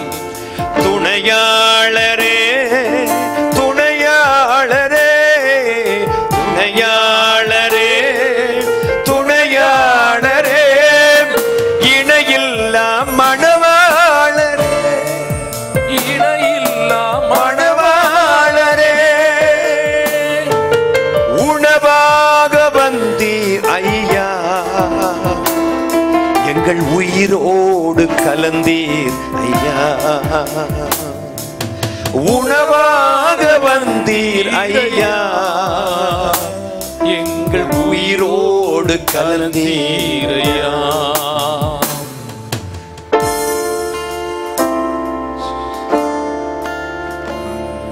பயந்துகிட்டே வாழ்ந்தோம்பா, எதிர்காலத்தை பற்றி பயத்தோடே வாழ்ந்துகிட்டு அது இது ஏதோ எல்லாமோ செஞ்சுக்கிட்டு ஏதோ ஒரு அற்ப திருப்தியில நாங்க வாழ்ந்துகிட்டு இருந்தோம் கர்த்தாவே. இனி நாங்க பயப்படுவதற்கு, திரும்பவும் பயமுறுத்துகின்றதற்கு, நாங்கள் பயமுறுத்துகின்ற அடிமைத்தனத்தின் ஆவியை நாங்கள் பெறவில்லை அப்பா. நாங்கள் அப்பான்னு கூப்பிடக்கூடிய, அப்பான்னு கூப்பிடக்கூடிய உறவின் முறைக்குள்ள வந்திருக்கிறோம், தைரியத்துக்குள்ள வந்திருக்கிறோம்ப்பா. இது எதை செய்தாலும் அப்பாவுக்காக நான் செய்கிறேங்கிற அன்போட செய்ய உதவி செய்யுங்க. குப்பையில கிடந்த எங்களை எல்லாம் தூக்கி கோபுரத்துல உட்கார வச்சிருக்கீங்களேப்பா, உமக்கு நன்றி கர்த்தாவே, உமக்கு நன்றி செலுத்துகிறோம். யாரை பார்த்தாலும் இயேசு பார்த்த மாதிரி பார்க்கக்கூடிய ஒரு ஒளி வீசும் கண்கள் எங்களுக்கு அருளப்படட்டும் ஆண்டவரே. எங்களுக்கு முன் நல்ல ஒரு ரோல் மாடலா நீங்க வாழ்ந்துட்டு போயிருக்கீங்கப்பா. உம்மை போலவே நாங்கள் வாழ ஆசைப்படுறோம். போல ஒரு நல்ல ரோல் மாடல் இல்ல கர்த்தா. எந்த அரசியல்வாதியும் குறை சொல்ல முடியாது, எந்த தத்துவ ஞானியாலையும் குறை சொல்ல முடியாது ஒரு பர்சனாலிட்டி, ஜீசஸ் கிரைஸ்ட். உமக்கு நன்றி கர்த்தாவே. உம்மை சார்ந்தவர்கள் என்று சொல்வதில் நாங்கள் வெற்று பெருமை அடையாமல் எங்களுக்குள்ள நீங்க இருக்கிறீங்கிறத என்ஜாய் பண்ணி வாழ உதவி செய்யும் ஆண்டவரே. Help us to really enjoy the presence of God, O Lord. கர்த்தாவே உமக்கு ஸ்தோத்திரம். அவருடைய கரங்கள் ஒப்புக் கொடுக்கிறோம், பொறுப்பேற்றுக் கொள்ளும், வழி நடத்தும். நோயோடு வந்தவர்களுடைய நோயெல்லாம் மறைந்து போகட்டும் ஆண்டவரே. குடும்ப சாபங்கள் எல்லாம் கலைந்து போகட்டும் அப்பா. சொல்லாலும் செயலாலும் சிந்தனையாலும் நாங்கள் செய்த, எங்கள் முற்பிதாக்கள் செய்த எல்லா குற்றங்களுக்காகவும் நாங்கள் மன்னிப்பு கேட்கின்றோம் ஆண்டவரே. தேவன் தாமே பொறுப்பேற்றுக் கொள்ளும். சாபமில்லாத ஒரு சந்தோஷமான வாழ்வு, நிறைவான ஒரு வாழ்வு எங்களுக்கு அருளப்படட்டும் என்று பிரார்த்தனை செய்கிறோம். அதில் பொறுப்பேற்றுக் கொள்ளும், வழிநடத்தும், ஆசீர்வதி. இயேசுவின் திருநாமத்தில் கேட்கிறோம் எங்கள் நல்ல பிதாவே, ஆமென், ஆமென். ஜெபம் செய்வோம். எங்கள் நல்ல ஆண்டவரே, நீர் எங்களை மிகவும் நேசிக்கிறீர். உம்முடைய அன்பிற்கு ஆண்டவரே அளவே இல்லை. It is boundless, endless, மெஷர்லெஸ். ஆண்டவரே, அதற்கு ஆண்டவரே எந்த விதமான எல்லைகளோ இல்லவே இல்லை. உம்முடைய அன்பு நித்திய அன்பு சுவாமி. ஆண்டவரே, உம்முடைய அன்பினால் எங்களை இன்றைக்கும் உம்முடைய ஒரே பேரான குமாரனாகிய எங்கள் ஆண்டவர், எங்கள் இரட்சகர், எங்கள் ஆண்டவரே எல்லாமுமா இருக்கிறாரே, அவரால் எங்களை நீர் இன்றைக்கும் உம்முடைய அன்பிற்குள்ளாய் நீர் சேர்த்திருக்கிறீரே. வித்தவுட் எனி பாண்ட்ஸ், எந்த விதமான ஆண்டவரே தடைகளும் இல்லாமல், ஆண்டவரே எந்த விதமான ஆண்டவரே எங்களிடத்திலே நீர் எங்களுடைய அசூசியங்கள், எங்களுடைய எந்த துர்க்கிரியைகளை நீர் பார்க்காமல் ஆண்டவரே உம்முடைய பரிசுத்த அன்பை எங்களுக்கு காண்பித்திருக்கிறீர். ஆண்டவரே, இன்றைக்கும் அந்த அன்பு ஆண்டவரே விலை கிரயமாய் கொடுக்கப்பட்டவருடைய இரத்தம் சரீரத்தினால் இன்றைக்கு எங்களை பிள்ளைகள் என்று சொல்லி ஒரு அந்தஸ்தில் எங்களை உயர்த்திருக்கிறீங்களே ஆண்டவரே. நாங்கள் எவ்வளோ யூனிக், எவ்வளோ ஸ்பெஷல் ஆண்டவரே, எவ்வளோ வித்தியாசமானவர்கள் என்பதை ஆண்டவரே எங்கள் வாழ்க்கையில் நாங்கள் ஆண்டவரை உம்மை அனுபவிப்பதற்காக எங்களை தெரிந்து கொண்டேன். நன்றி ஆண்டவரே. இன்றைக்கும் எங்களுக்காய் உம்முடைய தாசரை நீர் கொண்டு வந்ததற்காய் ஸ்தோத்திரம் ஆண்டவரே. உம்முடைய நோக்கத்தை நீர் நிறைவேற்றவே நீர் தீர்மானத்து ஆண்டவரே நீர் எங்களுக்காய் அழைத்து வந்திருக்கிறீர் ஆண்டவர் இன்றைக்கும் எங்களோடு உம்முடைய சத்தியத்தின் மூலமாய் பேசினேன். சத்தியத்தை அறிவீர்கள், சத்தியம் உங்களை விடுதலையாக்கும். ஆண்டவர் இந்த விடுதலைன்னா என்னன்னு நாங்கள் த்ரூ எக்ஸ்பீரியன்ஸ் ஆண்டவர் இன்றைக்கும் நாளை வருகிற நாளும் ஆண்டவரை நாங்கள் அதை அனுபவிக்க கர்த்தர் எங்களுக்கு ஒரு பெரிதான ஸ்லாக்கியத்தை கிருபையை தந்ததற்காய் ஸ்தோத்திரம். ஆண்டவரை எங்களை அர்ப்பணிக்கிறோம். கர்த்தர் வழி நடத்தும். ஆண்டவரே இந்த நாளிலும் உம்மை தேடி உண்மையாய் ஆண்டவரே எங்கள் இருதயத்தை நீர் அறிந்திருக்கிறீர் எந்த நோக்கத்தோடு வந்தோம் என்று. ஆனால் இன்றைக்கு you have sharpen our purpose. எங்களுடைய நோக்கங்களை நீர் ஆண்டவரை இன்னும் கூர்மையாய் ஆண்டவரை நாங்கள் எதிர்நோக்கி நாங்கள் செயல்பட வேண்டும் என்பதற்கு ஆண்டவரை இன்றைக்கு எங்களோடு நீர் பேசினதற்காய் ஸ்தோத்திரம். ஆண்டவரை ஒவ்வொருவரையும் கர்த்தர் நீர் ஆசீர்வதித்ததற்காய் ஸ்தோத்திரம். ஒவ்வொருவரையும் கர்த்தர் அவருடைய இருதயத்தின் ஆண்டவரின் நினைவுகளையும் ஆண்டவரை உள்ளந்திரியங்களையும் நீர் அறிந்திருக்கிறதற்காய் ஸ்தோத்திரம். ஆண்டவரை அவர்களை தொடர்ந்து ஆண்டவரே நீர் உம்முடைய அன்பினாலும் ஆண்டவருடைய அன்பினால் உண்டாயிருக்கிற சகல ஆண்டவரை மோடு இருக்கிற அந்த அனுபவத்தின் நன்மையினால் உம்முடைய பிள்ளைகளை நீர் திருப்தியாக்குகிறதற்காய் நன்றி சுவாமி. ஆண்டவரை எங்களை வழி நடத்தும். எங்களை அர்ப்பணிக்கிறோம். ஆண்டவரை அண்ணனுக்காய் ஸ்தோத்திரம். ஆண்டவரை அகத்தியன் அண்ணனை நீர் எங்களுக்காய் பயன்படுத்துகிறதற்காய் ஸ்தோத்திரம். குடும்பத்திற்காய் பிள்ளைகளுக்காய் ஸ்தோத்திரம். ஆண்டவரே இன்றைக்கும் கிரவுன் ஆஃப் க்ளோரி ஆண்டவரே அவர்களுடைய ஆண்டவரை குழுவினர்களுக்காய் நன்றி. ஆண்டவரே அவர்களையும் நீர் எங்களுக்காய் இந்த வேளையிலும் உடைய ஆண்டவரே உம்மை ஆராதித்து உம்மை துதித்து உம்மை புகழ்ந்து பாடின பழைய பாடல்களை எங்களுக்கு நினைப்பூட்டும்படியாக கர்த்தருடைய பிள்ளைகளை நீர் மகிமையாய் பயன்படுத்தினதற்காய் ஸ்தோத்திரம். ஆண்டவரை எங்களை அர்ப்பணிக்கிறோம். இந்த நாளிலும் ஆண்டவரே அநேக தங்கள் உதவிகளை செய்ததற்காய் நன்றி. ஆண்டவரே அவருடைய உடல் உதவிகள் ஆண்டவரே உடைய நேரத்தை கொடுத்து உதவினர்கள் மற்றும் ஆண்டவரே இதற்கான தேவைகளை ஆண்டவரே ஆண்டவரே இதை எடுத்து கொண்டவர்கள் ஒவ்வொருவருக்காய் ஸ்தோத்திரம். கர்த்தர் ஆசீர்வதிங்க. எங்களை முழுவதுமாய் நாங்கள் அர்ப்பணிக்கிறோம். படைத்த இந்த காணிக்கை ஆண்டவரே உமக்கு அது மகிமை உண்டாகும்படியாக இருக்க நம்முடைய ஊழியத்தில் பயன்பட ஆண்டவரே எங்களை நாங்கள் அர்ப்பணிக்கிறோம். நீர் வழி நடத்தும். ஆண்டோன் இரட்சகருமாகிய இயேசு கிறிஸ்துவின் மூலமாய் ஜெபிக்கிறோம் எங்கள் நல்ல பிதாவே, ஆமென். பிதாவாகிய தேவனுடைய அன்பும் பரிசுத்த ஆவியானவருடைய பிரசன்னமும் நம் ஆண்டவராகிய இயேசு கிறிஸ்துவின் அவருடைய நிறைவான வழிநடத்துதலும் ஐக்கியமும் நம் அனைவரோடும் என்றும் சமாதானத்தின் வழியிலே பிதாவுடைய நோக்கத்தை நிறைவேற்றும்படியாய் வழிநடத்த வேண்டுமாய் ஜெபிக்கிறோம் எங்கள் நல்ல பிதாவே, ஆமென். என் ஆத்துமாவே கர்த்தரை ஸ்தோத்திரி, என் முழு உள்ளமே அவருடைய பரிசுத்த நாமத்தை ஸ்தோத்திரி. என் ஆத்துமாவே கர்த்தரை ஸ்தோத்திரி, கர்த்தர் செய்த சகல உபகாரங்களை மறவாதே. ஆமென். அல்லேலூயா, அல்லேலூயா, ஆமென்.